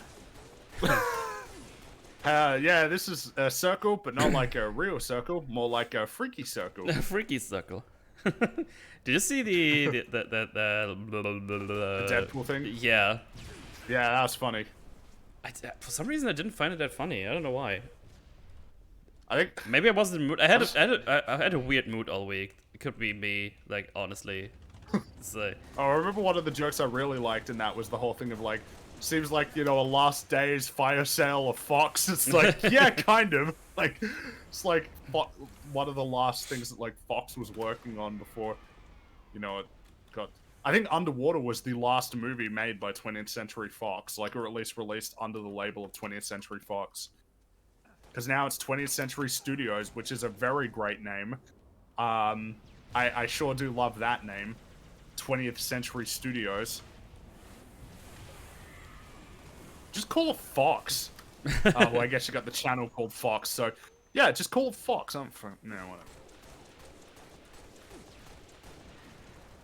would you say that there's objective parts of certain jokes, such as the delivery and timing being on point, or is it all subjective? No, I would absolutely say there's objective parts, like the timing. I would always reference the 2016 Ghostbusters, where they just repeat a joke way too many times, like over and over and over again. I don't see how anyone could find it funny after the maximum the third time. Well, yeah, it's that's the difficult part with comedy though. Is it's like that Family Guy joke where like Peter trips over and he's grabbing his leg. That was really funny the first time around. Yes. And it's like, well, what's funny about it? It's like it's just Peter going, for like a minute. What's funny about that? It's tough to put your finger on, but it's just timing is you have it or you don't. Yeah. Kind of the issue. But then meanwhile, when like Family Guy does it for the 15th time, it's kind of not funny anymore. I remember there was a good example where Family Guy did the joke where it was that song that has the minute-long intro, and it's literally just Peter doing it for, I think it was like, oh Peter, did you put this in the garbage? And then it's just the music playing for a minute, and then he's, because it's like, I don't know, stalling, and then he starts singing and he's like, oh yeah, it was me, I put it out. And it's like, oh wow, you just wasted like a minute of my time on this stupid joke. But the thing is, sometimes there's like stuff that can be funny multiple times. Yeah, like there's stuff, so I don't know. It is definitely hard, but I think like timing is pretty hard. Timing is critical, but it's difficult. Yeah. Those musical bits baffled me as a kid. Oh, like the Conway Twitty thing. I still don't get what the joke is for that. Is it just that, hey, you wouldn't expect somebody like? I never liked the Conway Twitty joke. I think one of my favorite Family Guy jokes though is when he says, "That's like the one time I forgot how to sit down." I don't know. That one just fucking gets me every time. It just jumps onto the fucking recliner. Oh, yeah, it just goes up to it, looks at it, and does like, yeah, no, Family Guy has some good jokes. Like that show was funny. I guess I just don't respect it as much as like another show because again, South Park put it like when South Park tells jokes, they're related to the story, and they're like, and they're based on character, whereas like whereas Family Guy just does whatever it wants, which is a lot easier to do. Mm-hmm. Catch your next game. Yeah, just join it via me, James. Then, no problemo. Oh, damn it! Oh, got them both. Sweet. Gain the lead. Fuck! I nearly got him. Reload. Reload, fool. Oh god, just get the fuck out of me. I don't call Referential humor anymore. Offensive. Shut up. Is that offensive? It probably will be, given. It's, what is it called again? That phenomenon where it's like, it shifts. Is it conveyor belt or treadmill or something? Yeah, something like that. Well, yeah, because. Oh wait, you're not allowed to say that on Twitch anymore. Oh no. I hate that even when you want to reference something, you have to be careful. Yeah, it's fucks lame. Me off. Really. Yeah. There was a Beavis and Butthead joke where they forgot to stop pissing. I'm surprised Family Guy never stole that. Archer had a lot of good jokes. Musical chairs. Revenge Rampage. So from what I've seen online, Skyward Sword HD on the Switch only looks slightly better than the original version on the Wii, Yeah, which is hilarious to me. me. Yeah, but surprise. $60, please, Yeah. and they'll get it. Did you kill that guy that just got yeeted from the sky in front of me? Yeah, I did. There's someone below the house. Oh god, I'm surrounded. He has a hammer! Look at He squished me. Archer is fantastic. Oh yeah, love Archer. I am not up to date though. I think I only watched the first couple episodes from season 11. Why aren't you pacing your DMR shots? Are you a lot in a no bloom playlist? Well, yeah, because of Bloom. Huh? Well, this game has Bloom. When you shoot, your reticule expands. Oh, So okay. you gotta factor that in. I'm just pointing and shooting, really. Yeah, I mean, I usually do as well, but it's not the right way to do it. Or at least Like, the I still have accuracy I is have wrong. no feeling for this game whatsoever because I only played with you like every 2 months. Yeah. So it's just like Fair enough. pew Yeah. pew pew. If we'd be playing Battlefield, that would be another scenario. I can't stand the art and animation in Archer. Really? I mean, maybe if you're talking about like season 1 and 2, but it really improves from there. Like that show looks good. At least I think it looks really good. And the animation improves. Fuck. How the fuck did you get up there?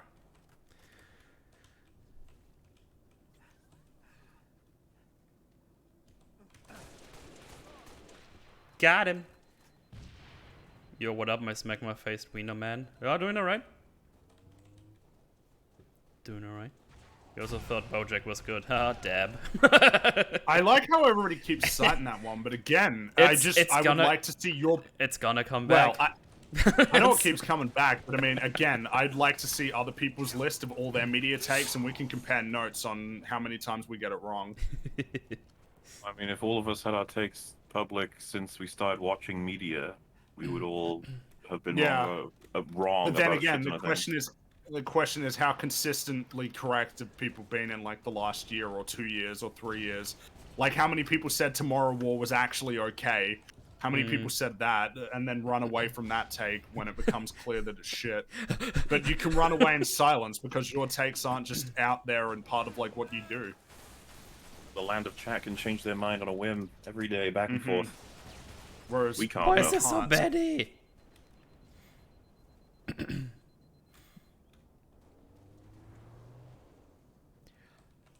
I think there's like a bunch of them up in the house you just passed.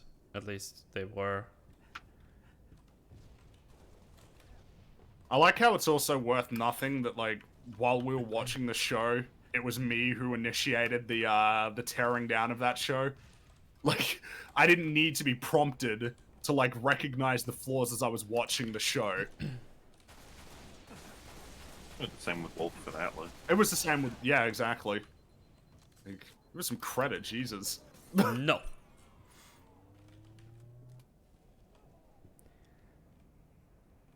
Do do do do do do.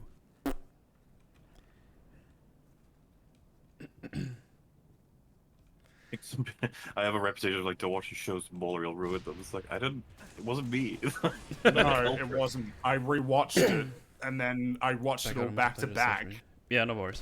I do. That's actually it's funny because that's like surprisingly a shitty thing to say. Like as if nobody, as if like nobody is able to identify for themselves like what is good or bad.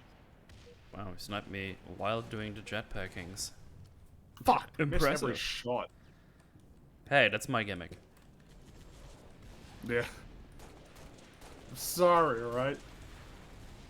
I got an assist.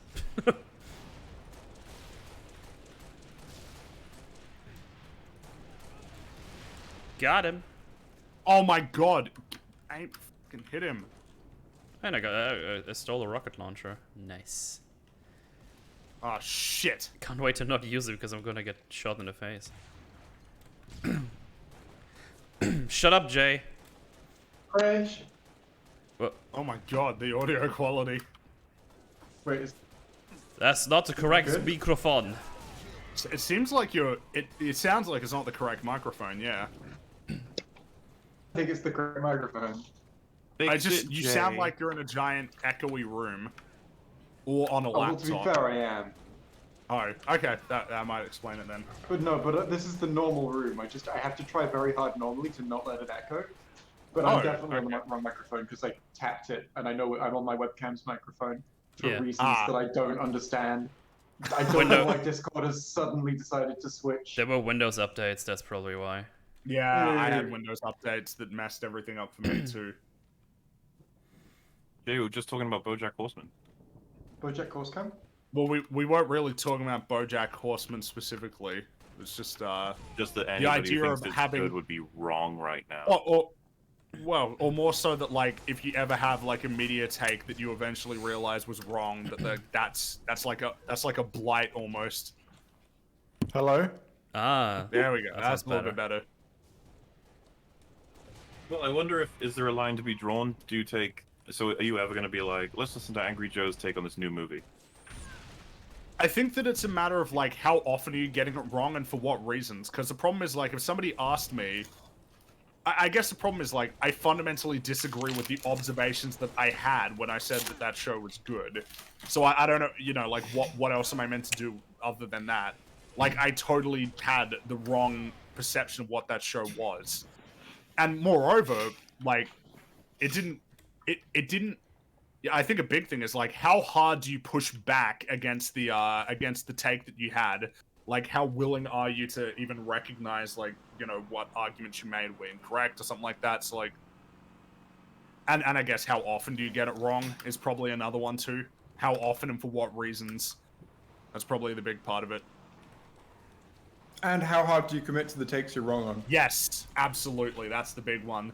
Like if you stubbornly cling to I don't know, even stubborn. I didn't mean like that. I mean that is a big thing as well. But I mean like, okay, so like, did you have a take that you were like, that you like told a few friends and then you turned out to not stand by after you thought about it some more, or did you make like a full like, did you dedicate a YouTube channel to like making a critique of every episode, talking about how brilliant each individual episode was?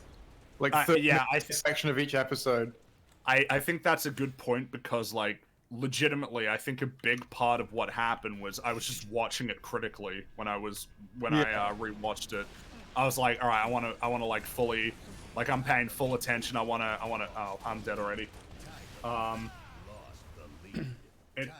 And I think that was what happened. It's like you're just watching it and I was sitting there and I was just, because we couldn't fucking talk about the show when I was watching it with with Mauler. That was the thing that was getting me worried as I was rewatching. I'm like, I got nothing to say. Like, there's nothing I can say about this. It's just, like, what the fuck?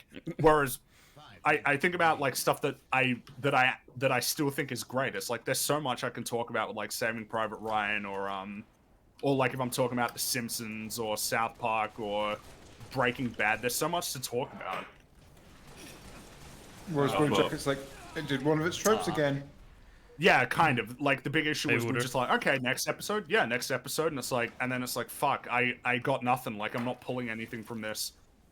I still suspect that if I rewatch BoJack with you guys that I will think you're underrating it. Because I've heard some of your criticisms that I don't agree with. Which ones do you think would be, just out of curiosity? I remember you guys talking about the moment in the finale where he eats a honeydew and he likes it. Right, because it was like a big joke was that he hates honeydew. Yeah. And then he likes it, yeah. There was, you guys were saying that, I don't know, maybe I'm injecting more into it than was actually in it, but you guys were saying that it was like, it was just a lame joke and there was like really nothing to it. I don't think we would have said that's why the finale is bad, though. No, not why the finale is bad. It's just like an individual criticism. Oh, I think it's a problem of like the same way about some of the other stuff you said about it. Mm-hmm. I mean, I guess the same criticism we levy at Rick and Morty for having that's just not a layered joke. It's just shit. And I guess the reason why it was frustrating there was like the joke was just I hate honeydew, and now it's like, oh, I don't hate honeydew. We haven't really done anything with it. That's the criticism that you had, and I feel like I feel like there is more to that than that. The problem is that the problem is that I could do that. I think that I could do that if it was the same joke in a different story. But the problem with BoJack is that it's really tough for me to look at that show and feel like I can see the clear arc for anybody, really. Like, I think that might, like, that there's nothing strictly wrong with it, and that it could have worked in a different context.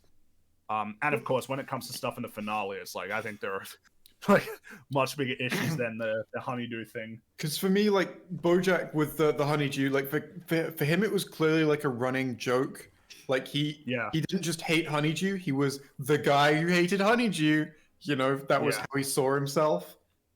And then I guess like the best him eating and being like, "Oh, this is okay." Actually, is like, "Oh, he's grown out of that now." I guess that's my best faith interpretation, is that it would be emblematic of like some deep personal change. But I guess I just I think I would have preferred Still it if lame it as was fuck like, to me. Come on. Well, that was.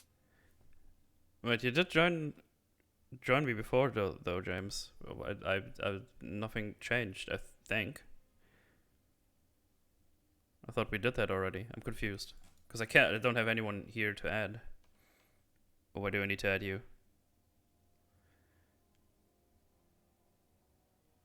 Yeah, I failed to kill Wooter. Friends only. But, didn't I? I'm confused. How do I do this? Fuck, how does this work again?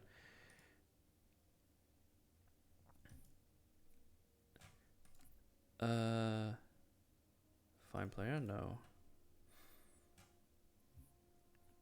It's like the plus something. Can't hear this really interesting conversation on honeydews. I'm trying to do the thing. Oh, on the Xbox app. Oh, okay. Gotcha.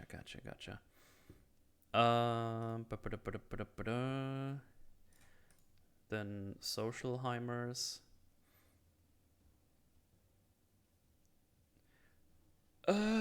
Search for people. A lone career.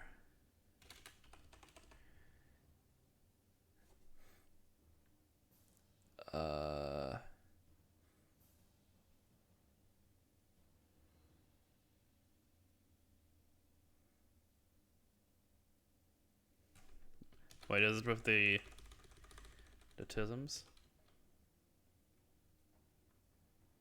I find two of those. One with a 4 at the end and one with 100 followers. Iron Giant.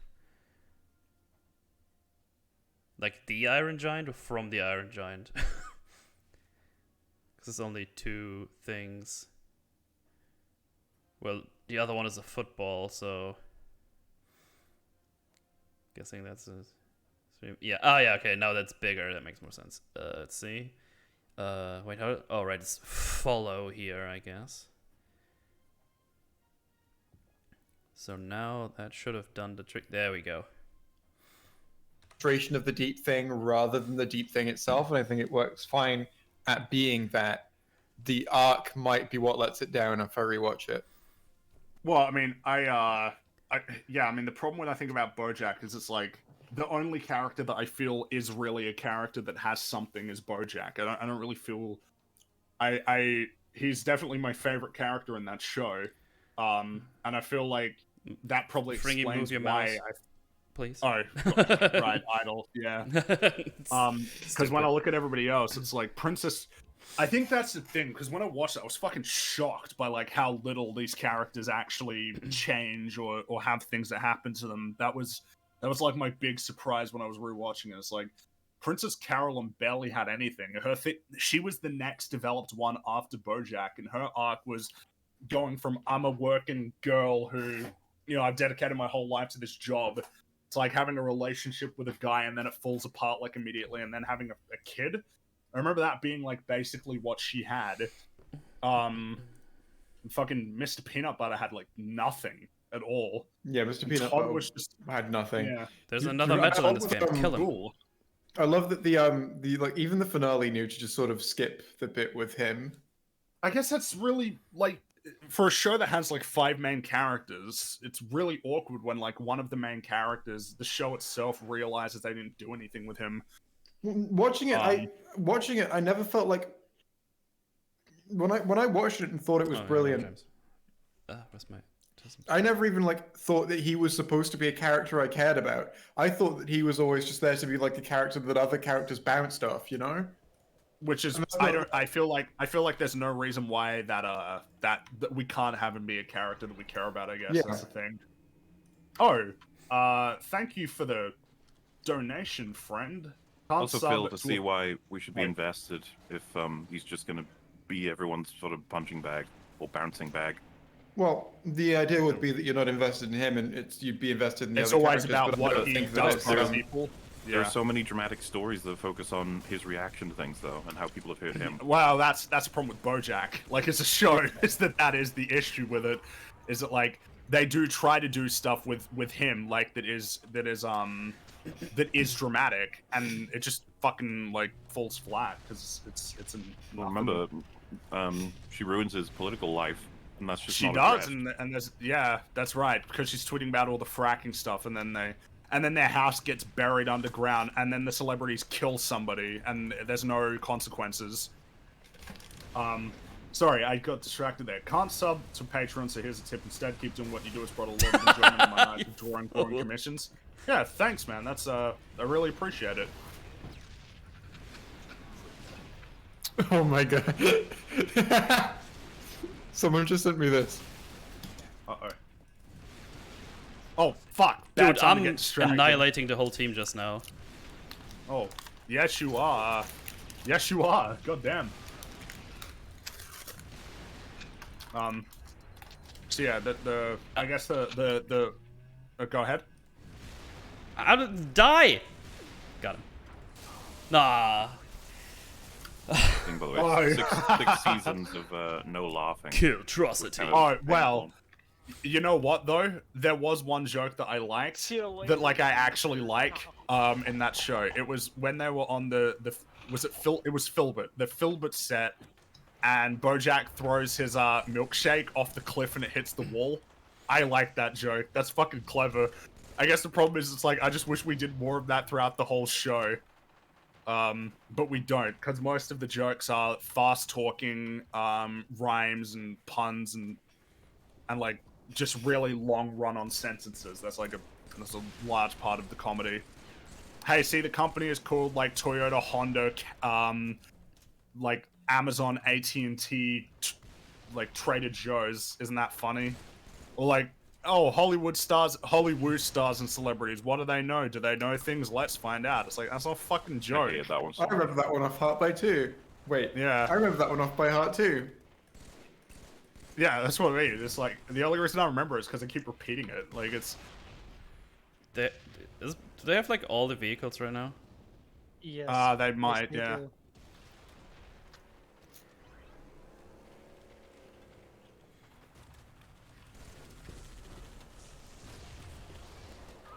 Didn't you like the Seal McBeal, the Navy SEAL? Yeah, that's what I mean. I'm not impressed by that. I was confused because I straight thought I can come BoJack up was with called 3 words that BoJack rhyme. Horseman for a minute. Yeah. Yeah, exactly. That's the reason why I don't find it clever. It's like puns. Fucking hell, Archer had this joke that like Henry Johnson or something said that puns are the lowest form of comedy. It's like, yeah, it's fucking easy. Puns are easy. It's not difficult to come up with a pun. What you want is like you can use like puns to be the element of something else, or you can go like like a fucking top tier pun that kills. Yeah. Just like, yeah. I came up with 3 words that rhyme, laugh. No. And I guess like the only thing that I guess is impressive about it is the fact that the actors were able to say these fucking things without like screwing up, but you can just retake the line. So I don't know if like I don't know how much credit I would give there. It's Machado, right? They clipped something where I was good at something. That doesn't feel right. You know what? In a play that would be impressive. In a play, it would be impressive because yeah, you have to do it like one go. But as a voice actor, you can just retake the line as many times as you need. God, I wonder how many it took for some of them. Probably a lot. Like like these are. It's very fucking worth it. It wasn't. What's that? It's not worth it. Yeah, they probably thought it was worth it. Yeah. Did Archie use phrasing in each season? Phrasing's fucking funny though. Like that's like actually that's a good way to do it, especially when. And here's a good example. In Archer, the joke often changes. It's never as simple as phrasing. Like, they usually add extra elements where people get frustrated that he keeps saying phrasing, or somebody else says phrasing and Archer gets annoyed that they used it on him. Like, there are modifiers to the jokes. He says it about something that is not applicable because he misunderstood. Yeah. Yeah, I like those ones. And I mean, another good example of, because Archer has a lot of running jokes, but they actually evolve. The clear one being, do you guys remember the voicemail joke in Archer? I haven't seen Archer ever, Yes. so don't. Metal, we should watch Archer. No. Yeah, so You watch Archer. The voicemail joke is brilliant, because it keeps evolving. Where Archer has voicemails that trick people into thinking it's real, and it keeps getting worse and worse until Mallory like just stops believing them anymore.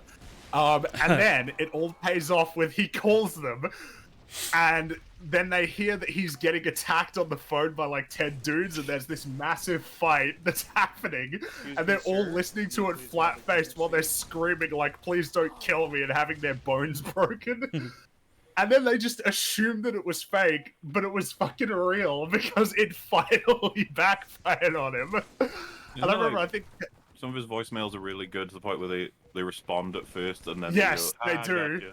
Yeah, that's right. There was one where it's like, Mother, oh, I'm running late, so it's, can you book like a, no, Mother, it's at, oh god, like, and then it's like, Sterling is like, huh, birthday voicemail, like, then she just throws the phone at the wall. Oh fuck, that was a really good one. There was a really good one where it was just a fucking blowhorn on the thing into their ear, and he's just laughing maniacally. You know, we have a really great team. Yes. He's just... This guy's just sitting here in the back with the Wraith looking at a fucking ocean. Oh, that's annoying. Go ahead, Jay. The thing is as well, it's not just that it's a good, like, it's not just that it's used, it's also just a rich, like, they didn't even need to do that payoff. That is a rich tapestry for gags, right? That's not just a running joke where it's like a catchphrase. Well, yeah, exactly. It could evolve into the storyline. That's how it Well, another case in point, there was a joke in like season 2 or something about how Archer didn't know that like Italy wasn't on the Allies' side in World War II. And then later on, there's an episode where the target they need to kill Fringy, was not on the Allies' side in World War II. Beginning they were, Yeah, no, but later half they changed. Wait, oh shit. no, yeah, you screwed up. Italy were part of the Axis.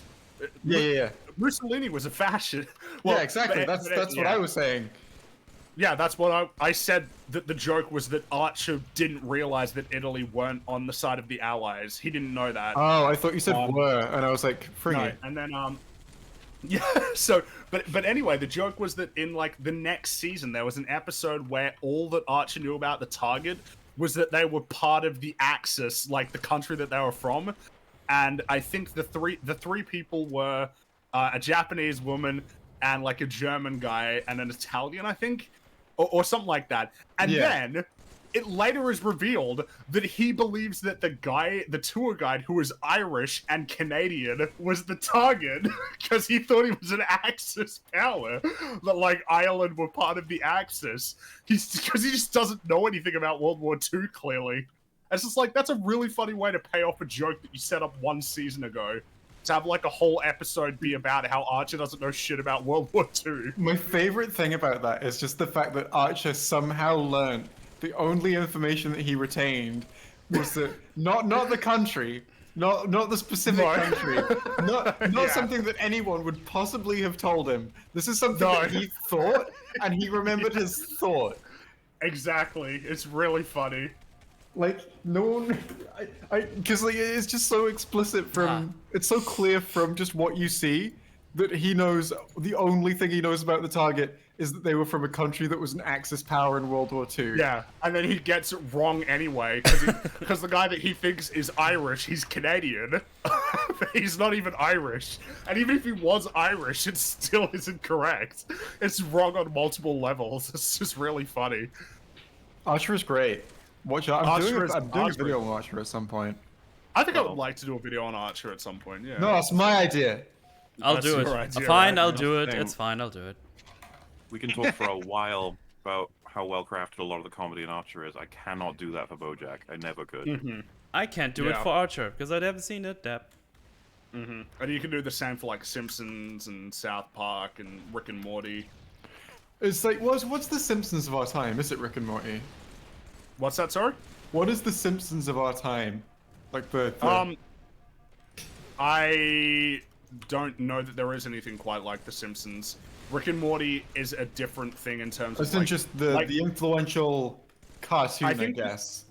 I guess Rick and Morty is the influential cartoon right now, but the problem is like The Simpsons was like big for everyone, whereas Rick and Morty is like specifically big for like this demographic, millennial like fucking Also hated men. a lot too.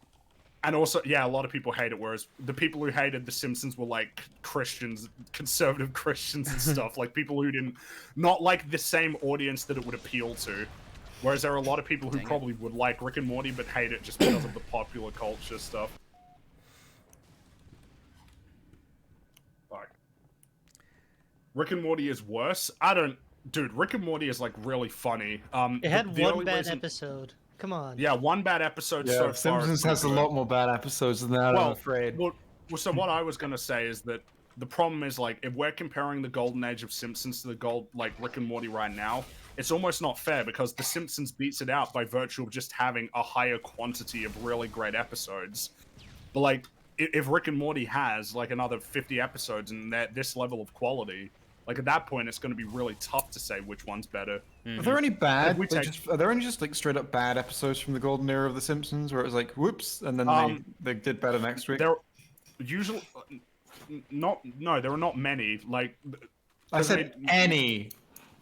well, the problem is I can't think of any at the moment. Like, I like everything, basically.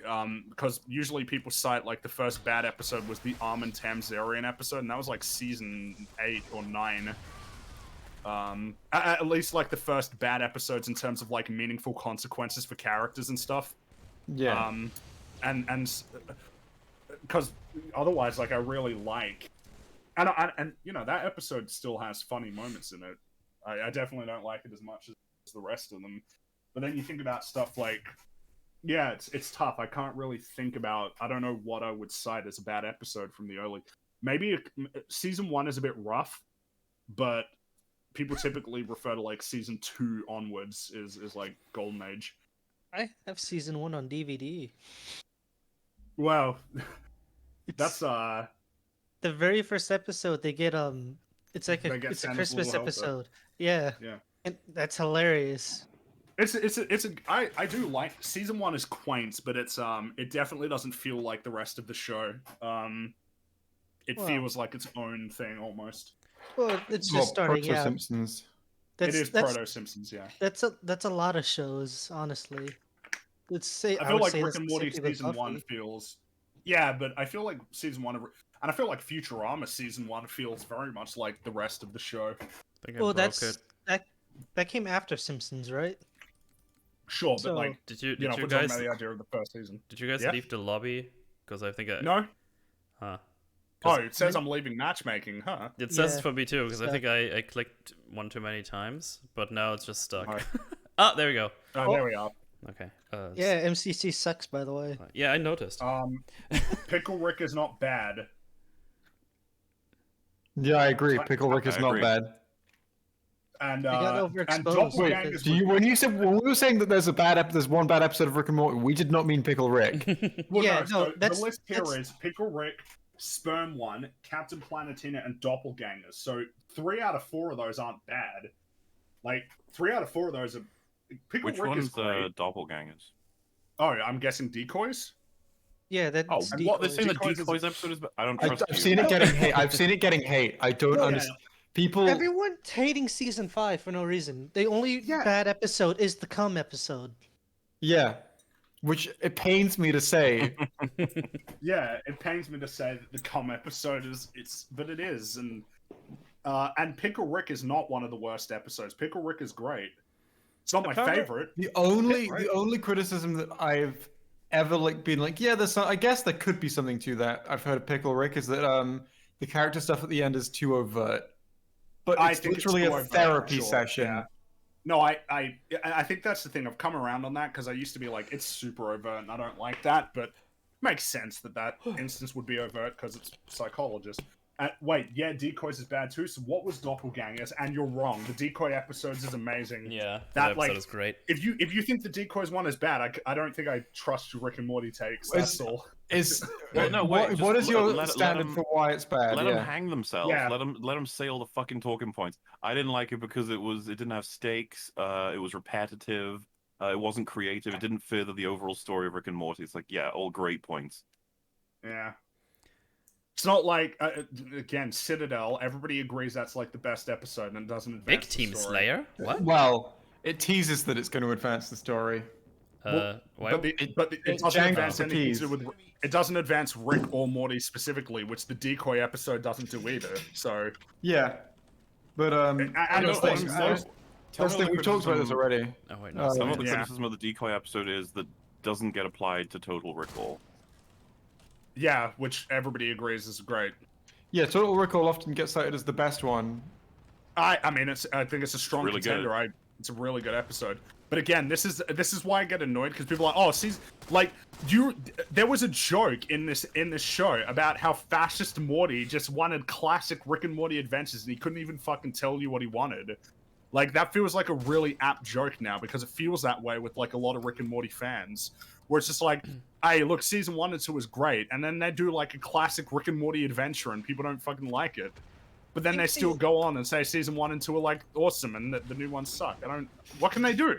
I think the issue stems from that the show, well, fucking Dan Harmon, he uses the same formula for the most part, and that's why Vindicators Yeah, Hero's Journey. Yeah. Yeah, that's why Vindicators is like a weaker episode, because it doesn't do Okay. that same thing. We got criticism. I meant the doppelgangers as decoys. I think it's a bad episode because it was the same joke for a while, and after the same thing over and over, you just know they're gonna die. It doesn't matter if it's our Rick, that the characters we follow end up in the same place. So it is all of the standard criticisms. You know, the joke repeats itself, which it doesn't because it's a different joke every time. There's no stakes, and yeah, Which they never are in Rick and Morty, pretty much. Yeah. Yeah, except from the first episode. Well, nothing matters in Rick and Morty. That's like the whole point of the show. It's existential nihilism. The first scene in Rick and Morty ends with a neutrino bomb about to explode and destroy the entire planet. Yeah. Yeah. We don't know that Morty can defuse it. So for all you know, the first scene of Rick and Morty, they're both dead. Yeah. You don't know that the actual real family is dead. They might be. We might be following decoys now. We might be in a different universe. Well, I think there's a very significant reason they haven't said C-137 in a while, and that's I think Dan Harmon doesn't want to encourage following the continuity of the show anymore. Well, there's no point in following the continuity because it's just overall. I think the later episodes, Rick is OP. What But you don't like the episode where all the Ricks are killing each other? What? How is it OP? Like, they're killing each other. Now Rick is OP. It's like. Yeah, now he's OP. Like, he wasn't OP before. Was literally the fucking god of the universe, basically, with all the Ricks. Yeah. I can see why you'd be frustrated by the episode where he literally fights a god. That was a little bit annoying, but that was season 4, not season 5. Oh, well, are you talking about Reggie? That's the only other episode where I felt the characters were acting out of character. I don't think that we felt that Jerry wasn't served at all. Jerry was like under back again.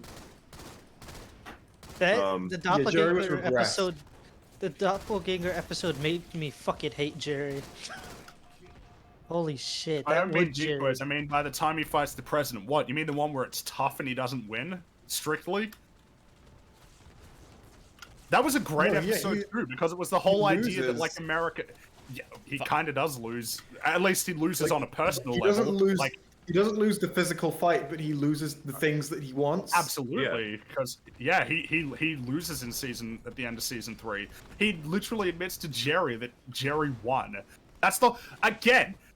Yeah, if you remember the season 3 premiere, he basically says like, "Your dad crossed me, and I got rid of him." I got rid of him. You know. I just took over the family, Morty, and if you tell your mom or sister I said any of this, I'll deny it, and they'll believe me because I'm a hero, Morty. They're gonna do whatever I say, Morty, I love that forever. Yeah, that's one of my favorites. Employee of the month, ladies and gentlemen. He has so many Oh, enhancements. that's that you brilliant. okay. He has so many enhancements that you die if you touch him compared to episode 1 where he needs to run away from the space cops and steal a gun. Oh man, I wonder if it's because he fucking changes himself over the course of the show. And even in Citadel Bricks, by the way. Is that when you bad get storytelling? What is the problem is with that that? bad storytelling? What's the bad storytelling? I was Because gonna when say, you why say is it that touching him and you can be killed is out of reach, but time and space and multidimensional travel is chill? Yeah, and create a neutrino bomb on your own. Like, you realize the former is possible in our world, the latter is not yet. Like, I mean, okay, you realize that like the pilot as well is like the only episode from series 1 and 2 where he's that powerless, right? Yeah, like basically from that point onward, he's actually, and even in that episode, he's still like a powerful force. He beats them. He gets away. But like that episode he's only depowered in that episode because his portal gun runs out of batteries. Yeah, exactly. Yeah, and he didn't intend to get in the situation he was in.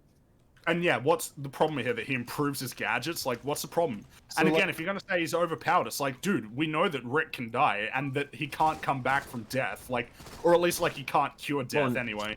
Another variable for him that's super useful for writing is that he's really reckless. He's incredibly reckless. The only reason that he got like he was that vulnerable in the first place is because he did a dumb thing and lost his advantage, which if he could do that in any episode of the show, believably within character, if at any point they need him to be in a vulnerable situation. I want to stress, not only do I think it makes sense, but I fucking love that joke where he's like, don't come near me, if you touch me, you'll die. Yeah. I'll turn you into snakes. Yeah, that's a really good one. It's like, son, you have a right to refuse this order, and I guarantee that you're gonna die if you touch me. And there's no afterlife. Everything goes black. Don't do it. It just falls over. Everything What just goes happened? black. Yeah. And the fact that he just falls over limp, like, what just happened? Death. What kind? Instant? There was no sound. He just died. It's like, yeah, it's a terrifying way to go. It's called a deterrent. You couldn't just knock him out. It's like, how is knocking out a deterrent? Everybody wants to be knocked out. Nobody wants to be dead. There are so many fucking scenes in Rick and Morty that you can just quote word for word like that because great. every word is important to the meaning of the scene. Absolutely.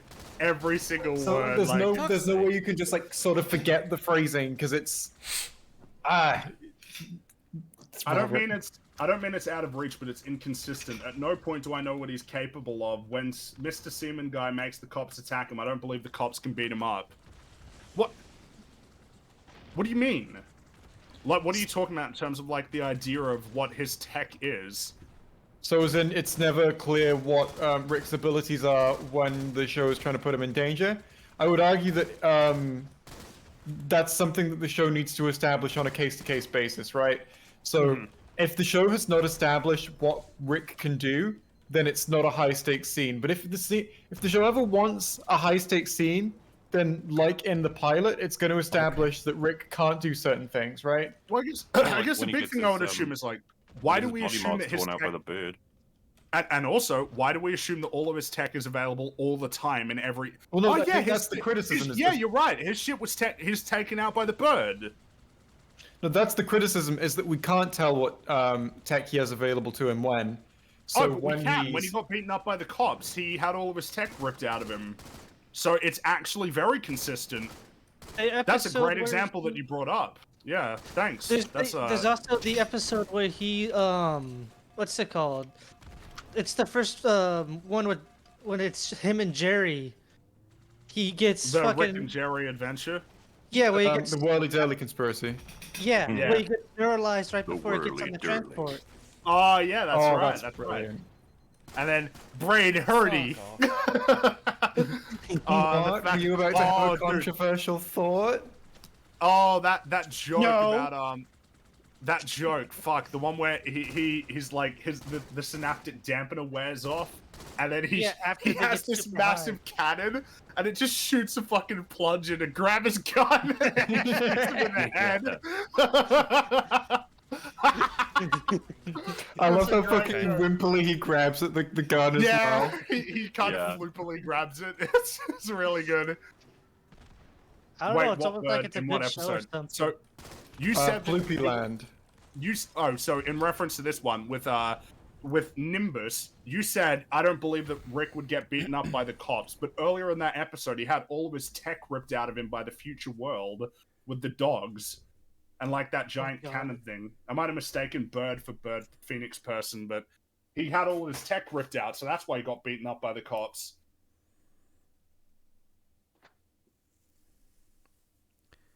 Are they talking about the first episode of season 5? Because yes, Yeah, I think so. Yeah. Where Nimbus comes and I saves am him at the Mr. Nimbus. end. He's like, "What the fuck, Rick?" And Summer just walks in like, Yeah. Honestly, Mr. Nimbus is the Rick and Morty character I'm most invested in seeing return. Yeah. I would much rather see Mr. Nimbus return than like Evil Morty or something. I always, honestly, yeah. it's honestly the little things in the dialogue as well. When he gets all of his tech torn out, so just looking at it, his responsiveness is, "Wow, that was cool." I'm trying to remember that scene because I don't remember him getting his tech torn out. Yeah, the bird He did comes in and says, "Let's Deus Ex Machina this shit," and then he fires his gun and it rips out all of his Yeah, like, yeah. enhancements. I can check real quick on YouTube if you want, because the first episode they put up on YouTube. Oh, they took it down again. What? Yeah, you know what? Because I just checked. Yeah, that's how the police beat him up. He's got no tech. Yeah, so it's very consistent. Man, Rick and Morty just getting better and better the more you think about it. Does that Don't think about episode 4. Mook No, would no, like yeah, to yeah, know yeah. thoughts on SpongeBob Smash Bros, the Steam version of the Switch, and Planetina. I have not followed that at all. I heard there was something happening, but Planetina was the Rick and Morty episode. Yeah, Mel. Pay the I'm fuck talking about the attention. Steam version of the Switch. You thing. said Planetina. Yeah, that was the Yeah, last you said one. Planetina. Planetina. It's You said SpongeBob Planetina, Smash Mel. Bros, the Steam version of the Switch, and Planetina. I was going not one by SpongeBob. one. You said Then Planetina, you Mel. Mom! Alright, I can go through this real easy. It's not SpongeBob Smash Bros. It's Nintendo Smash Bros.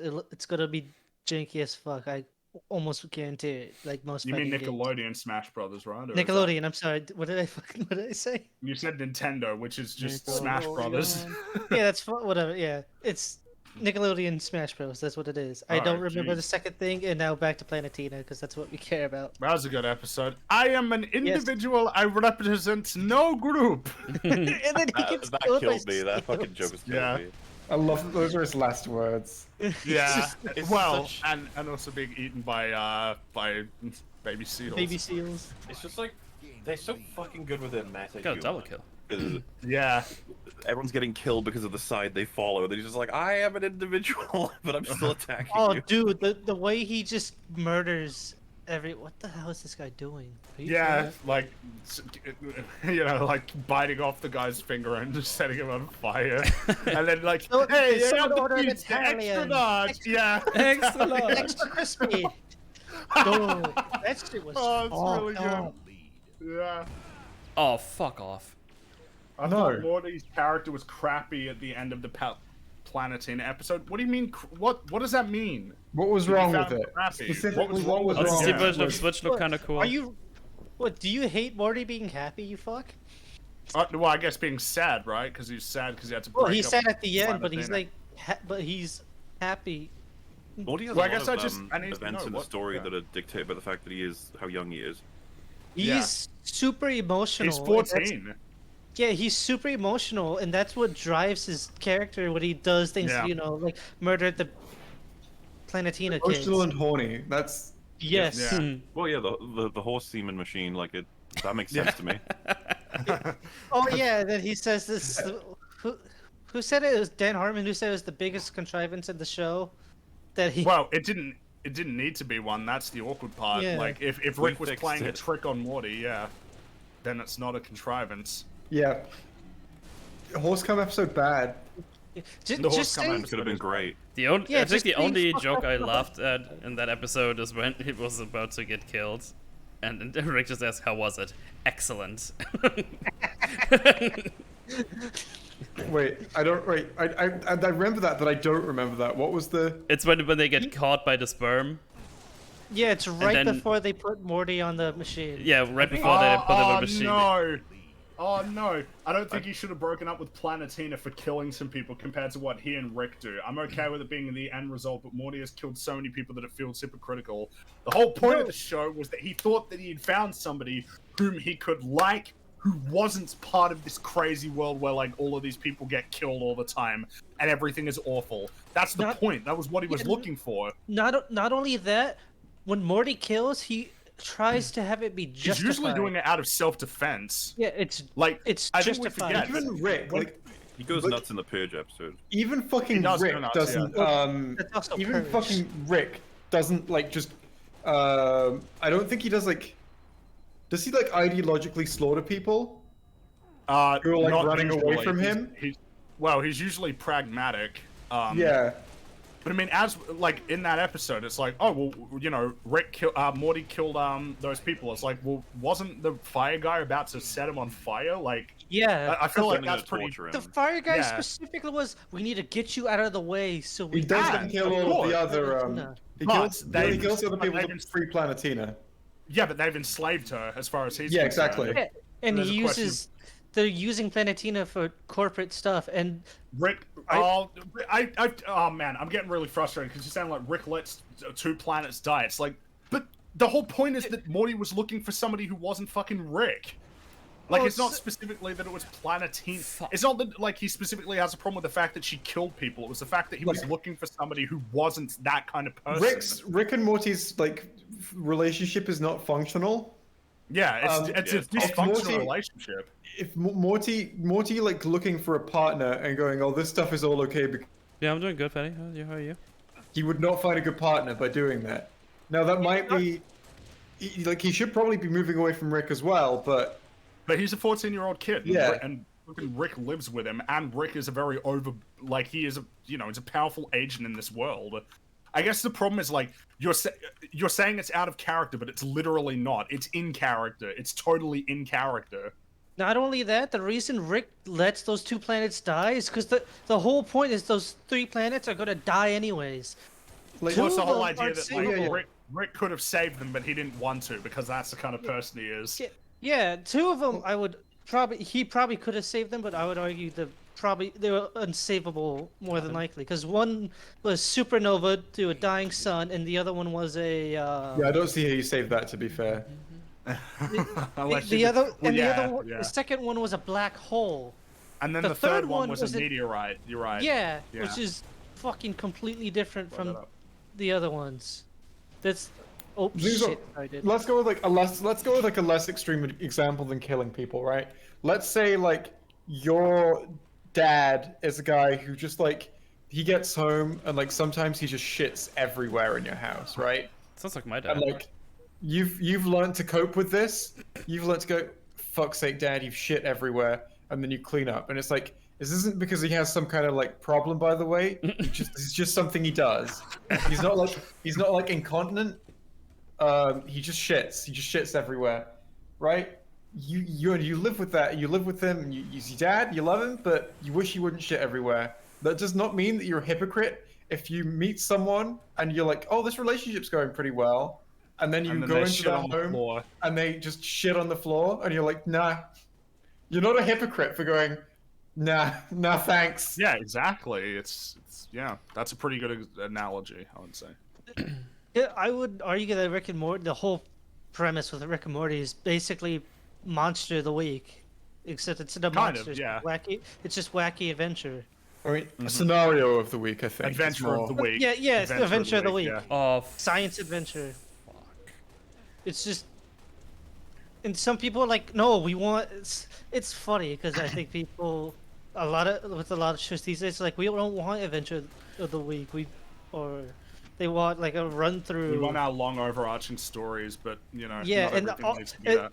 Yeah, and most of those arching stories are fucking shit, like Loki and other shows, which is, okay. I think it's hilarious. You know what I wanted from the Horse Come Okay. episode? I wanted one of the least A good sci-fi. I wanted the Horse Come episode to be like one of the least sci-fi episodes of the show, where like literally the entire premise is that Morty is trying to find a way to get a way to use the horse cum machine. Like from the first 30 seconds, right, where he just sees the horse cum machine. I just wanted the entire episode to be like Morty trying to find a way to get the horse cum machine, and like that's the A story. It is a way to him, like him doing that in secret. Him like, just all of the characters play off each other in the way that they do, but it's a much more just grounded scenario than Rick and Morty normally has. Yeah. And maybe there's like a B plot with like some sci-fi shit, like Mystiques or something, like that kind of level of like Jerry has got some kind of wacky sci-fi thing in his life that's impacting him as a person, but not something massive, Mm-hmm. Oh, you lucky bastard, Fringy. This guy left me to fucking hang on the edge of this fucking thing. God damn it. I didn't realize you're on the other side. Yeah, can you move this thing for me and save me? I'm dead. I'm dead. Oh god Sorry. damn, I'm gonna die right now. I think this guy's on the Falcon. I'm just stuck. Oh, with you bitch. Assist me! Damn it. Oh, that felt good. Yeah, I'm just trapped here. I'm just swiveling my turret. No one's seen me yet. I don't. Metal dying too? No. Fuck. The person that said they clearly closed their eyes when Planetina compared what Morty did to what she did, and when Morty screamed at his mom for not belonging. Yeah, yeah. Dude, I just How got a much great error YouTube did they comment. made? I don't like Oh, no. all the, like all these characters. Hey, Baden, what's up? Do people not realize all these characters are fucked up in their own way? Yeah. What's the comment though, Jay? I wanna know. What is it? Jerry is the least comment. It's not ironically good. It's about the long man bad stuff. It's sees thumbnail. Agents comes mad at blames you, refuses to elaborate. Can you repeat that? You were dying. You guys don't have to. Oh, Oh no. my bad. Okay. You're It's dying. it's not ironically good. I'm like, wait, I shouldn't be anymore. Now do it. Hello? Go. Okay. No, it's an unironically good comment. It's just it's about the long man bad shit. It's sees thumbnail, imagines content, becomes mad at you for their own thoughts, blames you, refuses to elaborate. I blame you. I Well, it's blame because of those you. How other did that people miss? like that Mola guy. They make those long videos rant about women, so they just expect you to be the To be same. fair, Mola, that's literally a comment I saw in the comments section. It's I'm so sorry. funny because like they do it to me as well. I don't write about that shit. Yeah. Well, I don't care yeah, about I'll see if I women can being find in it. Hang on, let me movies. see if It's I can okay find with it. me. By the way, the one comment that was made I think before the it's okay for video got women. your video got released and how bad it is. I didn't even realize that happened at all. Or the one But it still says premiere. yeah. He was coming from the future. Fuck. No, this is getting out of hand. There are 5 of them. I found it, Mola. I think the reason that people think long equals bad is Mauler. Oh. I know a lot of people like him, but he has an obsessive need to not just criticize something, but to eviscerate it in the most complete way possible. I see that. I'm waiting for the criticism. I was His about to 10 say. plus hour long response to H Bubble Guy, absolutely unwatchable, by the way, is a key example. His live stream tend to be worse and are legit rants. Little elsewhere is just shit. It's just shitting on the topic. I personally think that may be where a lot of these people come from. That's the comment. Nails me. Here's the thing. Mahler's DS2 videos are probably the things I've listened to the most. I don't know how many times I've counted, and that's People probably are very passionately in favor of those ones. Often said it's my best stuff. I'm like, oh. You're even with your I don't think it's your best. I think your Soma stuff is the best. I love the Soma stuff. More of my heart was in Soma the series than DS2 for sure. Yeah. So even with your mistakes in DS2, because DS2 is technically the series that I found. but I didn't watch them. Your first video I watched was the Last Jedi one, because I hated that Yeah, movie that's when one I I first found. saw it. Yeah, That's the that one everybody found. Translation: Oh, yeah. He doesn't just do something, even worse, he tries to do it well. Motherfucker. that's like that fucking Soul Scorcher guy who was in that fucking premiere. Like that's clearly, I think that's clearly one. He just wanted more gaming videos from you and not movie stuff. Which I'm fucking down for listening to anything. What's the problem? I don't know. They need to realize, like, you realize I'm covering stuff I want to cover. That's how it works. Listen Yeah, to you 10-hour Shum compilation. Yeah. Yeah, you said this multiple times. Like you basically go where your heart goes. You know, my mind is like, come on, heart. Can you stay focused long enough so we can complete a video? And the heart's like, No.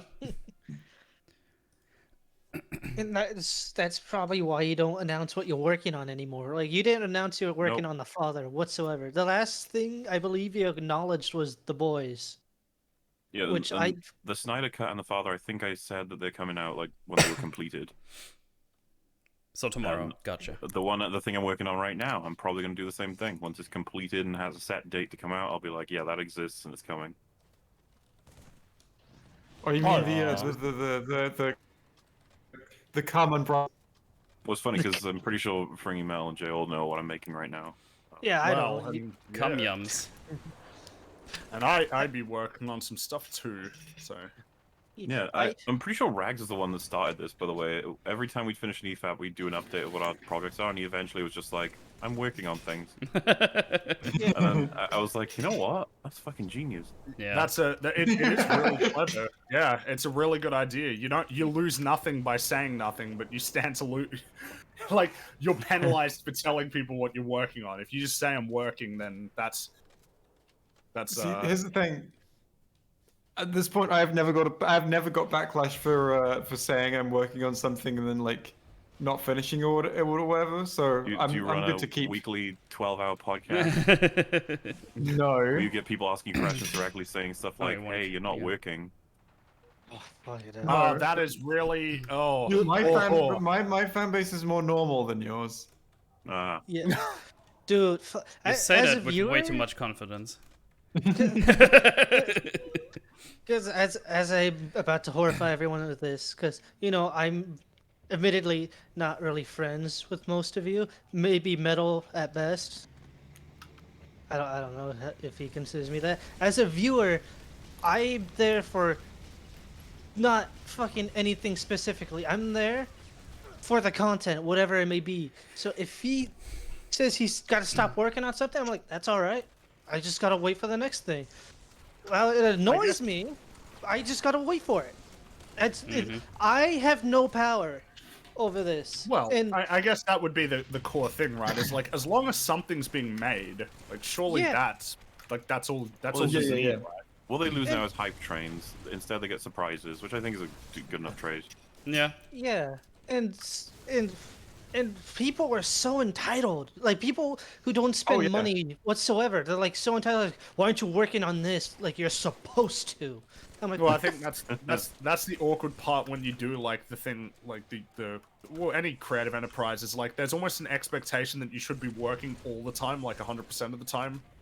Like there is no any time that you spend doing something else is time that you could spend working, which of course doesn't apply to like people at actual jobs. Like if you work at a job, there's no expectation that you should be working for every waking moment of your life. Yeah, People aren't robots. I'm gonna sound super pretentious for this as well. Like, oh, this is gonna be terrible. I've probably spent the most money on EFAP out of everyone there. I know it sounds terrible. If you discount the 3 switches and the plus $100 I gave to each of the original 3 EFAP hosts, which is 300 each. It's 900 alone, by the way, with another 3, which is 112. If we discount that, I probably spent well over 1,000 outside of those. And I would, quote unquote, be the one most entitled to have his opinion stated. And as I said earlier, I don't care. as long as they're working on something, I'm excited for whatever content they come out as. And I give money because I support them, and I think the work is good. How dare you? Well, I guess I would say that it's just the general sort of dynamic is it's like, hey, like anything you give, that's super cool. I'm still gonna just be working though. Like, like that's you know, like that's all there is to They it. have some Like, serious lizard brain shit going on when they're like, you put out a mini catch up when it could have been a mini Batwoman. It's like, wait. Fucking hell. it could have been fucking anything. Like, I don't know. What, But they genuinely think like it took up the slot for Batwoman. It's like that's not how that works. But well, I mean, ultimately, like there is one person who decides what the content is. It's like that's how it has to be. Well, I Or mean, at least that's how it is. I agree. It's you know, the Batwoman episodes come out when they get finished in editing, and Das is working on them. So Yeah. Yeah. And Das has his own job. if someone was like, "Where the fuck's the Snyder Cut EFAT movie? It's way too late now," I'd be like, "It's gonna be a really good video. It's gonna come out when it's done." It is. That's It because is it's- too when it's done. Because Yeah. with us, it's Yeah, almost about getting it out fast, right? Because that's how we do Yeah, it. that's always our thing. That's why I already dude, did all the fast. John Wick videos I wanted to make. Fast for us is when it's like, "Oh, you guys covered Cruella 3 weeks after it came out. That was really quick." That was It's really like, yeah, quick. it is. Are you guys okay? Yeah, I'm sorry. It's just editing takes time, especially even with the father, which Baller I know for a fact grinded the fuck out of that. He said so himself, and I fucking believe it. There's a I'm lot of sure that- calls. Yeah, I'm that's sure there's a mistake in there. I wasn't Or allowed two. calls because he was Look. asleep when I was awake. And he's like, people forget that Mahler, like, I'm pretty sure he's doing right now. He's probably fucking editing constantly, because that's what he. What are you editing right now? What am I editing right now? Are you editing right now? Literally, yes. I'm matching me saying something to visuals right now. So, and here's the thing. One of my favorite edits, it's only like a 2-second edit, is when Iron Man rolls his eyes and then has him snapping away, which is something that he added that's not in the original thing. It's fucking. I think it's hilarious. That's what It's was like the a edit, 2-second sorry? It's Tony Stark. He has his arms crossed and he's rolling his eyes, exaggerated, and then it's the snap away. It's the snap away effect when Thanos snaps. It's hilarious.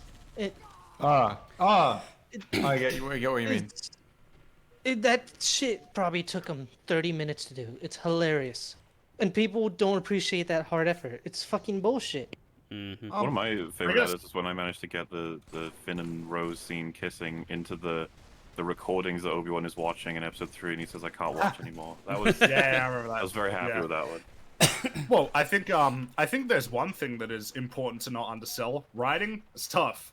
It's tough. Sometimes it takes longer than you want it to. Sometimes the words just don't come out the way you want. Sometimes the points aren't just there the way you want. Sometimes you just need to spend more time refining your arguments. You just need to go over them again, redraft, make sure that it's all structured well. That can take time. That's not, and not only does it take time, but it can be unpredictable how long that will take. Yeah, Especially like, if you're aiming for a certain bar. Most people are cool with you guys taking your time. Every time you bring this up, people in chat say they're cool with it, so who cares what the idiots think? Why do you think the prevailing theory right now is that that is a bad idea? It's because we keep squashing it whenever it's slowly getting traction. I don't bring them up if they have 0 upvotes. Remember, the Rags thread, 1 hour, 100 upvotes. Yeah, that's To sad. say that's just idiots saying stuff. It's like, so that's clearly an idea that's spreading, and people need to be fucking taught what the truth is. Holy fuck, where did that come That from? sounded so dictatory. You should. I true. fucking hate the lies spreading like wildfire. They suck. Yeah, it's No, but isn't just that would be a good villain line if you were like the leader of a country. it's like when that fucking article called you a fascist. Like, what the fuck? My favorite part is that Genuinely. article called me a fascist after trying to argue that the Nazis weren't totally white supremacists. Yeah, that was great. Unironically, you can't make that shit up. Dude, yeah, this. Yeah, the problem is that there is a certain need to like almost, police whenever a bad idea is just getting too much. Because of course, it's just countering your free speech with somebody else's free speech. Yeah, I'm gonna clarify this. Not a bad idea. They want to police you when it's an idea that goes against what they believe. Well, I mean, the problem is that the reality is that we are simply entitled to the perspective that people are wrong about their criticisms of like certain things. And it's really annoying when it's labeled as, oh, it's so touchy. Anytime that somebody criticizes you, it's like, well, surely people are allowed to clap back against criticism they think are wrong. Yeah. My favorite response to that shit. Not okay. My favorite response to that shit is when people describe it as you can't take criticism. It's like, I'm engaging with and responding to criticism. I mean, but also, like, let's get real. I don't think that people fully appreciate how difficult it can sometimes be to be like a presence or like a personality or somebody who's engaged with like thousands or tens of thousands or even hundreds of thousands of people. Like, that's tough. Human beings aren't designed to deal with that kind of shit. Like getting criticized by like thousands of people. That's tough. Yeah, I think some people are more adjusted to it than others, Definitely. but you're not. I don't think people. It's difficult, and I think the problem is that it's like different. Me? Like, so people would be like, "What's touchy?" It's like, well, the problem is that you may have only said it once, but I've heard it more than once. You've heard it from probably 1,000 people over and over and over and over. Well, yeah, it's just the whole thing. It's the parasocial thing, right? It's like, it's just, and of course, ultimately there is a need to handle that well. Yes. But like, it is frustrating when it's labeled as you just can't deal with criticism. It's like, well, but again, you're right. Engaging with criticism, not dealing with difference, so, fuck, I totally screwed that one up.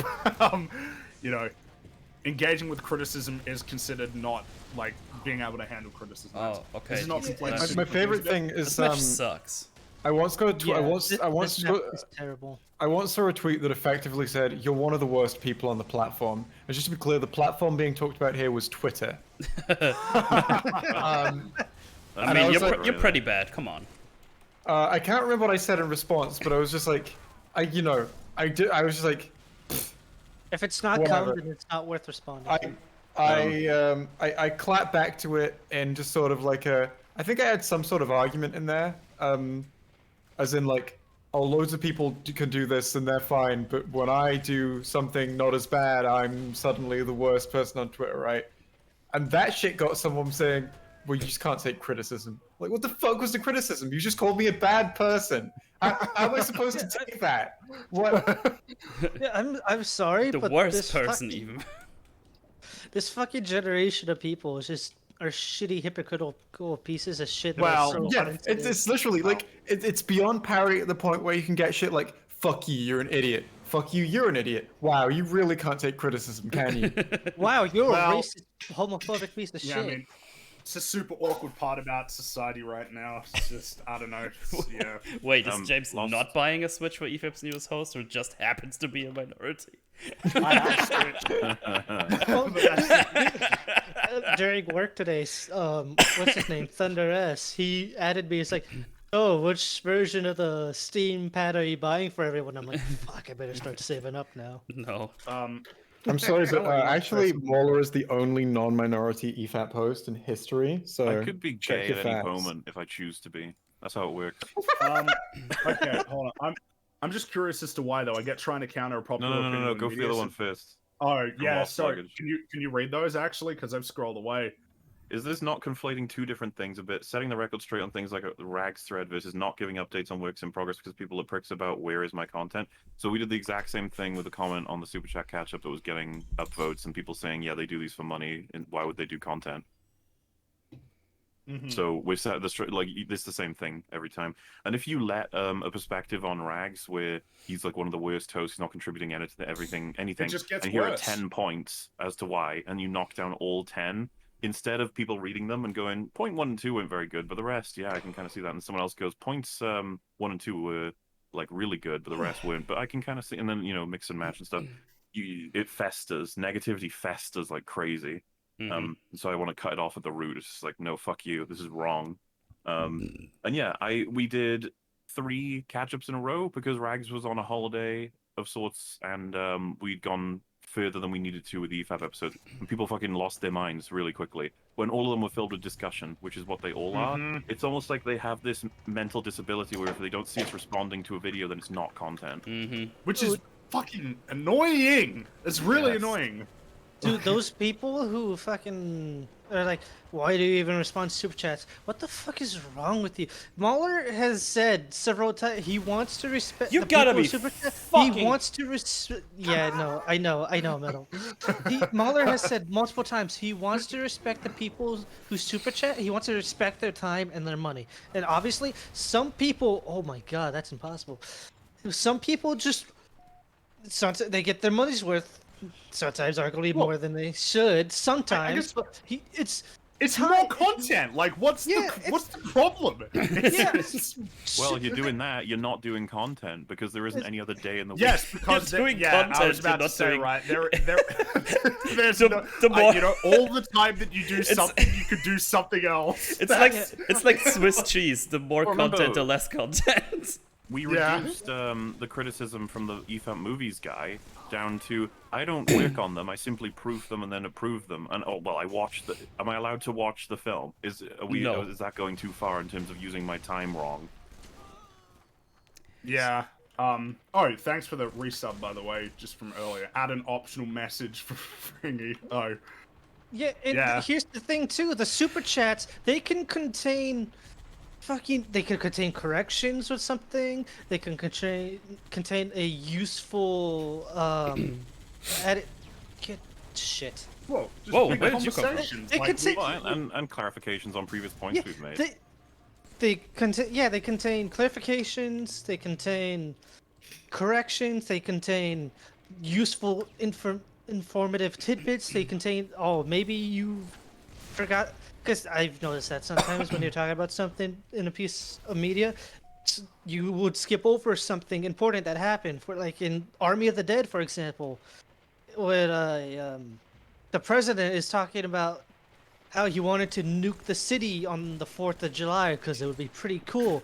He mentions in that same broadcast, because that happens midway through the movie during when they're trying to break into the vault, that he doesn't want to push it back because they believe it's good. Because America believes that it's going to be one of those things where they just keep pushing it back again and again and again. So he pushes it forward a day, and that's what reduces the time. And sometimes you just miss little things like that. It's not. I don't think it's a big issue. It's just a small correction. Yeah, and that's one of the things that's super. It's more content. Like I feel like I can't get past that first one. It's like it's content. The thing with reading super chats as well is because like people send super chats now with the understanding that you read them all. So if you suddenly stop reading super chats, that would be really like scummy. It'd be unfair to certain people. Yeah, for because no people reason. have donated money, essentially paying for a service that they understand they're going to get. Whereas like, this is at least going to be read out, and there will be a reaction to it of sorts. That reaction might just be, but you know, there will be. One of the sponsors said they were like, I feel like you guys would be complaining more if they ignored all the super chats. Yeah, so, I mean, like if you were going to, if you ever wanted to stop reading all of the super chats, then you would have to announce that in advance and then read all of the ones that you already had, so that people at least understood that this is no longer how it works. It was a suggested compromise of like only read the ones that are actually like worthwhile, and it's like, oh, you mean like the questions, then answer them, and then when it's just like we just kind of skip over it, like we literally do right now. We have to read them all anyway to know which ones are skippable. Yeah, stupid. Yeah. Yep. And for 1 fucking second. Originally I didn't like the fact that you skipped over people's names in super chats, but now I'm like, you know what, I understand it, because there's some really fucking stupid people who leave some really stupid and slanderous shit, and I'm like, yeah, leave those names. It's better to leave those names out so they don't get mass harassed. I think that's better. Yeah, it goes both ways. No mass harassment and no mass celebration based on someone giving money. Yeah. Yep. We're all in a level playing field. We all get talked.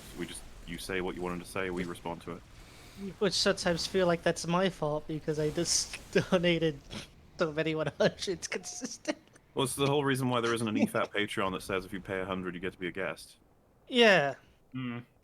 we would be making a lot more money, but it's not conducive Or to the quality of the alternatively, if show. we had the thing where it's like, if you donate, you need to donate a certain amount of money, and then you get, you know, then we'll acknowledge it. But if you donate, oh god, I drove over a landmine. That was really stupid. You know, as opposed Yeah, to like if you like, you know, like I feel like a lot of shows would get away with doing something like, yeah, we're getting too many super chats to read them all now, Dude, out now, so we're placing we're putting a minimum donation on the super chats that get right now. It's socially accepted to do that. It is, yeah. Yeah, and that sucks. Like, what's it called? Is it Like- Starting Cast? They completely ignore all super chats. I'm like, wow, that's Well, kind of I think shitty. I think that's better than putting a minimum donation on. You know what? Yeah, I'd say it's better to ignore them outright or respond to all of them rather than to respond to And some if of them you're based on how going- much money you got. Yeah. If you're going to say we can only respond to a certain amount, then I would be like, select it by the first however many that get in the stream rather than amount of donations or whatever. You You know. could have a third party cycle through them while you're streaming to collect up the best ones for you. Mm-hmm. I guess. That's But another then option. I would feel that I think it's best to do it with a clear cut, either you will get it or you won't thing. Right. Like I feel it would feel scummy to me that someone's donating for a chance that their super chat gets read. Whereas I like, get if that. it's I the guess, first- I guess the problem is that if you set rules, that people will know how to exploit those rules. So if you say like only in the first hour, you just get them all in the first hour, and then like Also, if it's in then like it doesn't fit we're the only going to problem. read out the first 50 super chats, then you'll get a Oh. load of super chats real quick. But Yeah, I guess it's the problem is that there is a potential issue there as well. It's just difficult to say. I'm not sure. I like the way that we do it, where we just try and respond to everybody. yeah, but like if Yeah, you that got makes- if you got like if Well, you we had get a like blew the fuck up like way bigger and you had like 100,000 live viewers an episode, you would not Oh, be able well- to read out all the super chats. No. No, and- Yeah, I we suppose would not, have yeah. to change the format at that point. What It's would somewhat be difficult. your go-to format if you got like just an implausible amount of so super chats to read? If we were at that point, I might have to just stop production on everything else, and we'd have to do offline recordings for Super Chat catch-up in the week before we start the next live show to try and catch up with all those questions. Is that just what you would? Surely that wouldn't just be like your permanent thing though. Potentially, it depends if it works. Make better media, GGBM. Thanks for the subscribbles. Yeah, This guy's a good way of doing it. He reads 20 and up first, then reads every other one at the end of his show. I think ours is better still.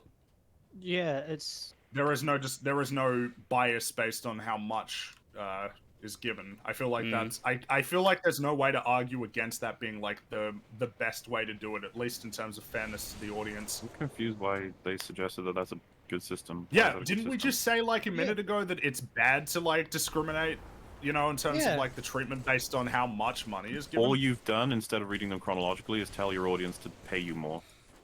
20 Yeah. bucks and then you get read first, yeah. Like we've had That's $2 not. I feel like super chats that have cost us like 40 minutes in That- terms of discussion time just because of what they said. Expect that to be even, they're like, like that even feels $50. scummier to me. Is like that feels scummier to me than I will only read the ones that are $20 or more. Because like $20 or more, right? You're then essentially paying for the service of this will get read. But if it's like paying for the service of this will get read first, that's not really a fucking like advantage. That's not something better. You're right, You're it just almost getting it at a isn't. different time. I think that's almost like exploiting what you people's mean. need to have something immediately, which functionally does not benefit them in any way. The thing that they've then paid for. It's just something that they think they want because they want the immediate fucking serotonin. yeah. Well, I guess that's the question of like early.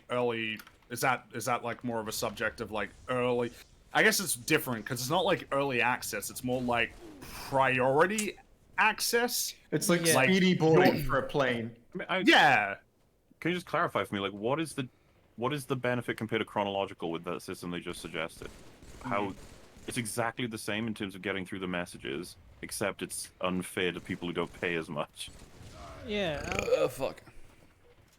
I don't know. I just like the systems where it's like, you know. I don't think know. ours is the fairest and also the most like rough sometimes in terms of the amount of time it'll take. Well, I don't know I think that that's it's, I don't know, like, if you really do want to say it's like the super chats are paying for a service, then there are loads of things that I think you can justify. I just don't like the idea of doing any of those things. Well, I mean, it's yeah, I mean, it's kind of the well, it applies to a lot of things, right? It's like Patreon has tiers, so there is a Yeah. way that you can have a system where higher tiers get you more rewards, but alternatively, you can just do where they're all the same, and you get the same thing for no matter what you pay. That's like always if- an option. It's like if you want to offer a service of like, oh, if you donate like $100, then I will embroider your embroidery, do an embroidery of your super chat and hang it up on the wall behind me. Like, I think that's a fine thing to offer if people want that, right? I don't think there's anything wrong with offering stuff, but I don't know. It feels coming to like refuse service to people who aren't paying as much. We got the follow-up on that example. He does it that way because he gets hundreds of chats over a 3-hour show. He often has guests on that people want to ask questions for. If he addressed them all as they came in, it would disrupt the show. If viewers want to ask the guest a question, their question will likely not reach the guest when they read at the end of the show. So I don't see how the system they presented solves any of those problems. It doesn't. It means that if you pay more, then you get priority access to that Yeah, guest. it's nothing to do with any of the problems I just All raised. we've done is kick the can down the road, really. Yeah. So to solve the problems you just mentioned is like you need someone to keep an eye out for the super chats that are specific to the guest. You need and then to prioritize the guest-related questions. And if you want no interruptions, then you stay to the end like we do. From the get-go, it was only like I can't remember how many EFAP episodes it lasted. It was like 1 or 2 or some shit where I was just like, I really don't like people talking and then going, right, everyone can pause. I'm gonna read out a random comment from somebody who's paid. It's just like that feels weird as fuck. Yeah, it's I guess I don't see.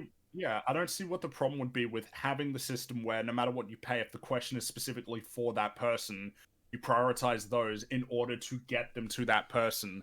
And then, after you've done all that, then you just get to the ones that you can answer yourself. That seems like the easiest way to do it. Yeah. This is reposted since I'm curious to stance on this. I get trying to counter stuff when it's like, how popular media is, but what effect does it have if some idiots on Reddit say stupid stuff when you guys will never change your content based off those idiots? So I feel like we answered that one originally. Have you heard of the snowball effect, my friend? Well, it was the part that we talked about earlier where it's like, you need to counter these things because if you don't, it just builds and it keeps getting worse and worse.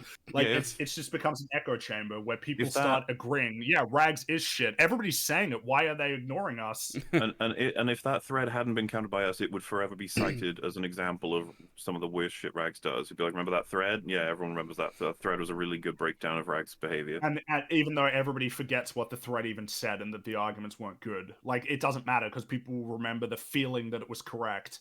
Yeah. Whereas if we counter it immediately, it's like, oh shit, they've like actually addressed this directly and like responded to it point by point, cuts it off at the roots. Wipe this slate clean. Burn it down. Well, here's the thing too. Like, I'm gonna specifically with Rags. Everyone loves Rags for his confidence until it's something that they like. And as soon as it's something they like, they start complaining. Like, why are you so aggressive about it? What are you? I feel like the big fundamental part is Rags is like a core part of the show. Yeah. Like, I don't see how you can like EFAP and not like Rags. He's only been there since like episode 1. Not really. Yeah. Fuck. It's literally on to 3 years going now. Yeah. Oh my god, it's been that long. Holy shit. Can't even count that far. Oh fuck. And you were talking about the people who say you shouldn't do super chats. Well, again, it will be the same thing. It will fester of like, they are greedy. They're just doing it for money. It was 10 upvotes soon after the super chat catch-up was uploaded. So people were pushing that up like, oh, I'm fucking tired of super chat catch-up. Can you please not read every sycophantic comment that comes in? Which is like, Jesus Christ, what is your understanding of the situation, you crazy person?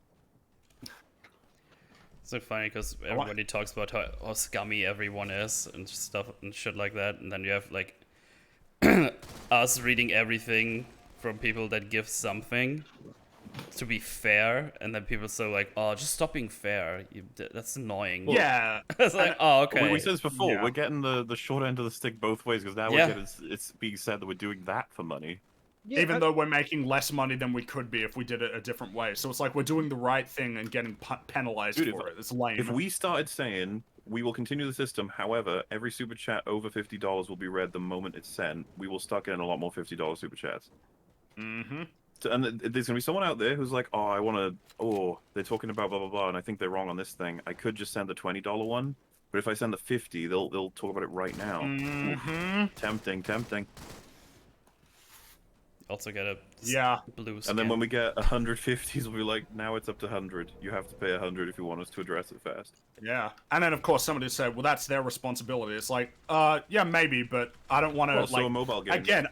Well, yeah, that was my immediate point. It's like it's people's responsibility not to gamble their fucking life away, but like still people do it. So, yep, you know, like I don't want to contribute to something that. Like there's no reason not to try and do it the most ethical way, but it'd be nice if we didn't get shit on for it. Yeah, I don't. I enjoyed the noise you made halfway through that sentence, Fringy.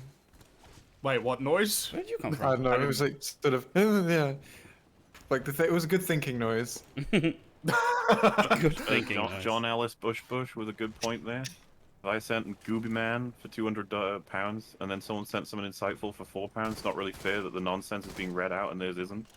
I don't know. I think Gooberman has a lot of good. As there's a lot of good Gooberman is stuff in funny. Gooberman. I feel like we could spin that off into something fun. I really like the idea that someone sent you £200 to say Gooberman, and that's it.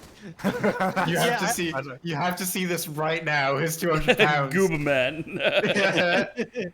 I almost feel like that's like a responsibility to do.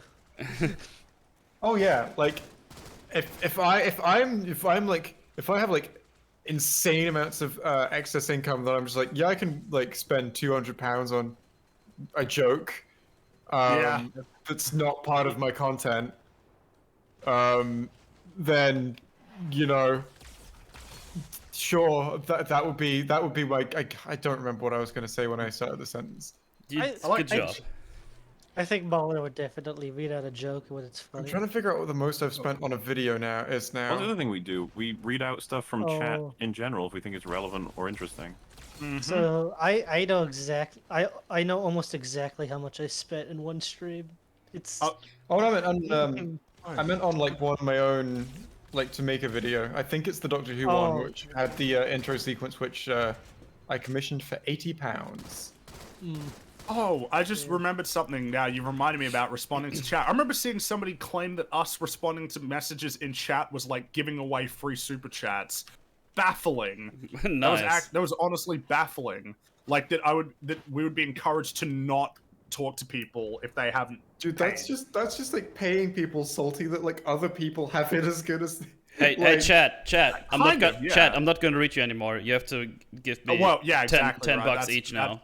I'm just gonna close chat and just read my alert box. Excuse me, I'm paying for this service. Why do the common folk get it as well? We're going into sub-only mode, okay? Okay, we're gonna emote only. Emote only. Everybody in chat is being an asshole, so we're only gonna go into sub-only. That was to answer a question from chat, the Lions, sorry, the Tiger versus Grizzly thing, that all spiraled out from a $5 super chat. Yeah, and I don't want to miss out on that. I don't want to miss out on a really cool topic because it was only $5. Yeah, so thanks for the 2 gifted.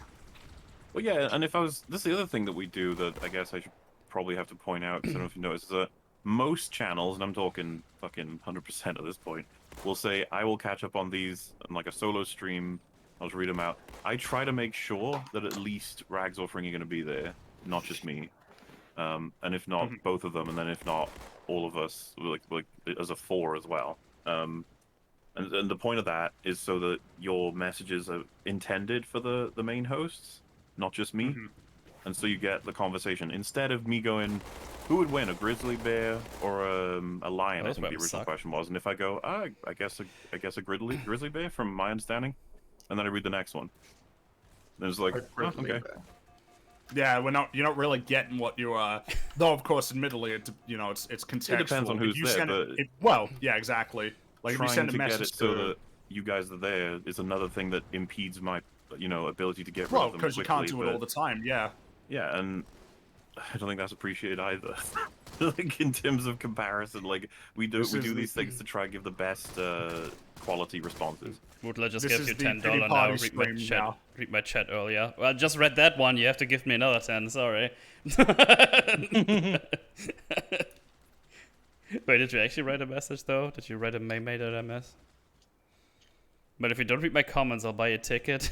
to invade every house in Germany until I find you. I'll fist you, smoke a Skybox is cigarette, and beautiful. leave. Can you at least bring some beer? The Skybox, it's so good. Oh, This game fuck, can be yeah. good. I got so Okay. distracted by the Skybox that I walked out of the battlefield and died. I see you there. Well, I You think the fool. filter's kind of lame, but yeah. I just like the this I'm on a is killing beautiful. frenzy right now, and I have a shotgun and an energy sword. I don't know how Yeah, the fuck that, this that, happened. that explains how you're on that killing spree there, yeah. So here's the thing: I'm playing on a controller with no auto aim. I can't. My sensitivity is fucked because I can't decide what's what. So I'm just constantly swapping between the two. Right now. Oh shit! Thank God for a teleporter. Oh shit! I died. They rocketed me. Oh man. That was a great oh shit. I Yeah. just want to appreciate the quality of that oh shit. Now they have like a fully loaded. Oh my God, that's shotgun. so That's like the kind of sample that's the kind of soundbite that like you're looking for in 2011 as a dubstep drop. Oh, shit. Well, you are Oh, fully shit. welcome to use it anytime you want. I don't make dubstep anymore. Anymore. Oh, What are you- you not telling us? Fringy, hang on. Are you? Oh no. Okay, okay, here you go. You can use it for a Here's my dubstep channel, Fringy. Oh my god, I need to listen. Oh, that's right, because you have FL Studio and you did the I do. composition for the Doctor Who video. Yeah. God, that reminds me, I need to try and do some more compose. I bought the goddamn mini keyboard. I don't want this to be another one of those stupid decisions that I made where I bought something that I don't use. I don't do that often, but when I do, it's really upsetting. you're welcome to use that for a reaction clip. Oh, well, I mean, I'm not going to be using it to make dubstep. That ain't Yeah. that ain't my agenda. Synthwave is the jam. I don't even know what I sounded like. So Oh, yeah, baby. you are so welcome to use my. That would be a good one too, to be fair. Yeah. You know, you've given them permission 3 times now. I'm starting to think you're projecting. You want them to use it. Use me. Use me. I've also been use me. Use me, Daddy Metal Senpai. Wait, I wasn't What in other the things discussion do you- here, do you not use? I think. So no, I've been drinking since before I jumped up here for like an hour now. Oh fuck. Oh boy. I bought a camera once that was kind of pricey that I haven't used ever. That in fact, that's probably the main one that I'm thinking of like just a stupid decision in terms of a purchase. Most of the time I do use things because I don't like spending money on stuff I don't use. Metal, my I guess YouTube channel video just hit 100k subs the other day, and I really have to say thank you, the whole EFA crew, for being basically the whole sole inspiration to me. Nice, dude. That sounds awesome. Awesome. 100. Did you say 100? 100k. 100k, good shit, dude. Holy shit. Congratulations. Good job. I wonder what the channel is. I hope it's the same as your What? Twitch, Yeah. What right? do you do? Well, Yeah, I I'm hope it, curious, yeah. well, the name is Make hope Better it- Media GGBM, so I guess that's the channel name. I hope that's the channel name because obviously my name on Twitch is different from YouTube. I don't know how Really? long. Think about it. How long did it take me to convince you? You're doing really well then, because I mean I've been doing YouTube for a lot longer than you would have, and Oh, look at me. well, Was the channel name Make Better Media? Was it? what kicked his channel off was a Jojo Rabbit analysis. Ah, Oh. Oh yeah, I see that. Taika Waititi is an excellent Hitler. That is immensely funny out of context. Yeah, he is. I Holy love that movie. I think it's fantastic. Oh, it's a really good movie. Yeah. Dude, this is like one of the lowest number of videos I've seen on a channel with Oh, 100,000 subs. oh, you're doing, This is you're doing really well then. yeah. He says it was the Truman Show that kicked him off. Oh, Oh shit, you're right. Yeah, that one's got 2.8 million. nice. Holy Wow. shit! Yeah, I need. That's Okay, that's really cool. Congrats. yeah, man. I'm gonna sub to you later if I can remember. I definitely have it. I have a screenshot, so I'm gonna look at it and be like, "What the fuck?" Now, On a When's the 3-part 4K analysis of follower Mandalorian, stream? it says I Will it wish be- it were better. now Yeah. do you guys want to still keep going? Because I'm gonna I wrap up because I want to. I think I'll do the same because it's getting quite early. Also, Oh, when's the big Well- 4K follower stream? Will it be Gartic Phone? There will definitely be Gartic Phone. It's probably gonna be another 2 or 3 weeks because there's like a bunch of EFAP stuff happening, and I have some friendos over on some weekends, so I don't really have the time to do it in the next 2 weeks or so. But it will be Kuman. Yeet. If anybody Still, wants to thanks get for the your last sub. questions in, now's the time. Yeah, do the thing. You guys have no idea how much it means to me to hear you guys say that. No worries, dude.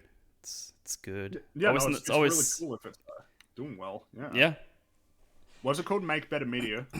Yeah. Make better media, yeah. No To add to the Tiger spaces. versus Grizzly debate, a big deciding factor is the level of brutality that is seemingly exclusive to omnivores. Omnivores, there are videos of... Oh, that's 2 words, supposed to be 2 words.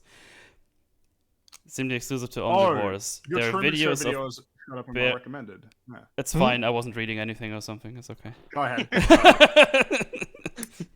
There are videos of bears just eating their prey alive, pay no mind to its scream and attempts to fight back. Damn. I must have God. missed that debate. When did that happen? Is that after I left last EFAB or something? Yes. Bears versus Tigers. That was Oh, okay. yesterday, or the day before that. Wait, the day before that. Yeah. All right. People are releasing reviews of Suicide Squad. I need more time. Wait, oh, they must have gotten their early access or something. I need Is more that time movie before I still have not to out see yet? that movie. I can't. Yeah. It's not out yet, is it? Yeah, that movie doesn't come out until August 6th. Oh, I guess they got early access. That is really good. That is really How are reviews looking? How was there? Are they good reviews? I don't know. I can't see them. Wow. I have Crunch. that. I have that fucking in my calendar because I want to watch it the day it comes out. No. Where do you upload the recordings? Let me give you the. I need to catch up. I've forgotten to put up a few. Cosmoronic. That's where they're getting archived. Eventually there'll be highlights whenever I get around to doing that, but not right now. So that's where you highlights go are for fun. the archives. Highlights are fun, but they're like effort. That's work. And I- I'm Now, I- where's the working next on the highlights? Why don't you do any work anymore? Hey. Wow, M cheating on me in Fringy's chat. I see you there, M. You piece of shit. You. I thought that was exclusive to me with the whole emote. I'm so upset. Oh, I think this is the first time M has heard my voice. Hi, M. I don't see you because I'm looking at Metal's chat. Friggin' Mule, you guys are recommended to That's watch film shows with friends because it's very beneficial to be able to discuss what's happening. I agree, but I don't have people around that want to sit for hours on end and binge shows and discuss. So by myself, would you recommend I watch through the thing first, then go back and analyze or try to take notes and break it down as I go?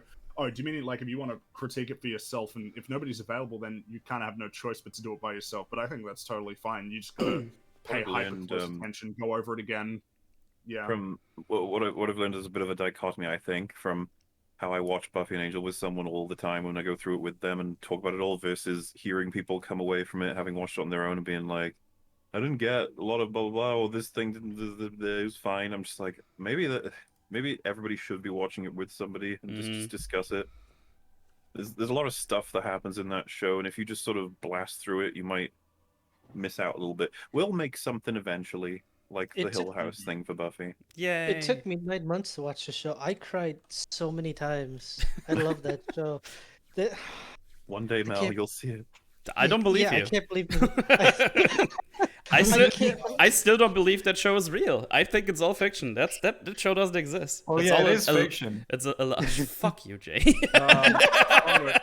Frongo, do you know any good video editing tutorials? I'm sure there are plenty out there. I don't know any specifically, but for like Vegas and Premiere, there's plenty. You'll find something. And also follow up. I don't know if you guys care about this, but what are your thoughts on the whole popular versus genre fiction versus literary fiction conversation? I don't care. Wait, what? I don't even know what that is, but I feel like I don't care. What is that? Yeah, Like, I don't know what that's supposed to be. what is literary? All right, so literary fiction is Written? regarded as having literary merit. What the heck? That's shit. Fuck. I Fuck already. this conversation. I don't want. I don't Just care about we skip that. We skip that one. Yeah, skip So, it. You know what, that's it resembles things that have been good in the past. So people think that because it has superficial elements of things from the past, that means it's intellectually more valuable Yeah, so- inherently. That's So what, this is what Wikipedia says. It's a term used in the book trade to refer to novels that are regarded as having literary merit. Merit-related terms are high culture, highbrow, and taste, while literary fiction is generally regarded as superior to genre fiction.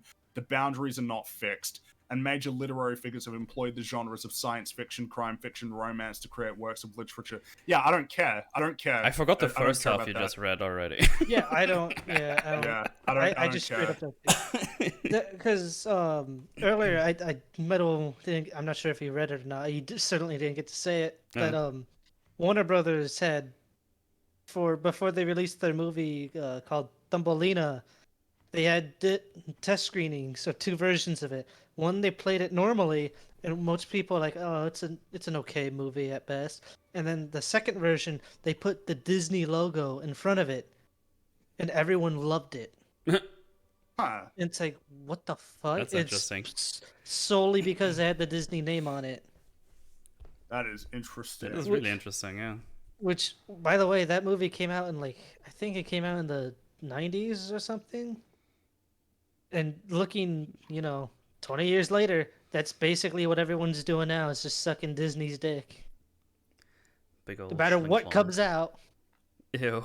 I'm gonna suck it all out of Disney's dickle. Yeah, I'm gonna wrap it up there. Thanks for the subs and donations, much appreciated. I guess. Yes, Metal same Yeah. here. Dito. There's new comic pages out on Twitter. Please look at them because Look at them, they're funny. I'm happy with how it's going so far. It's we're building up, we're revving up, we're building momentum towards a big payoff. Oh boy. Kind of.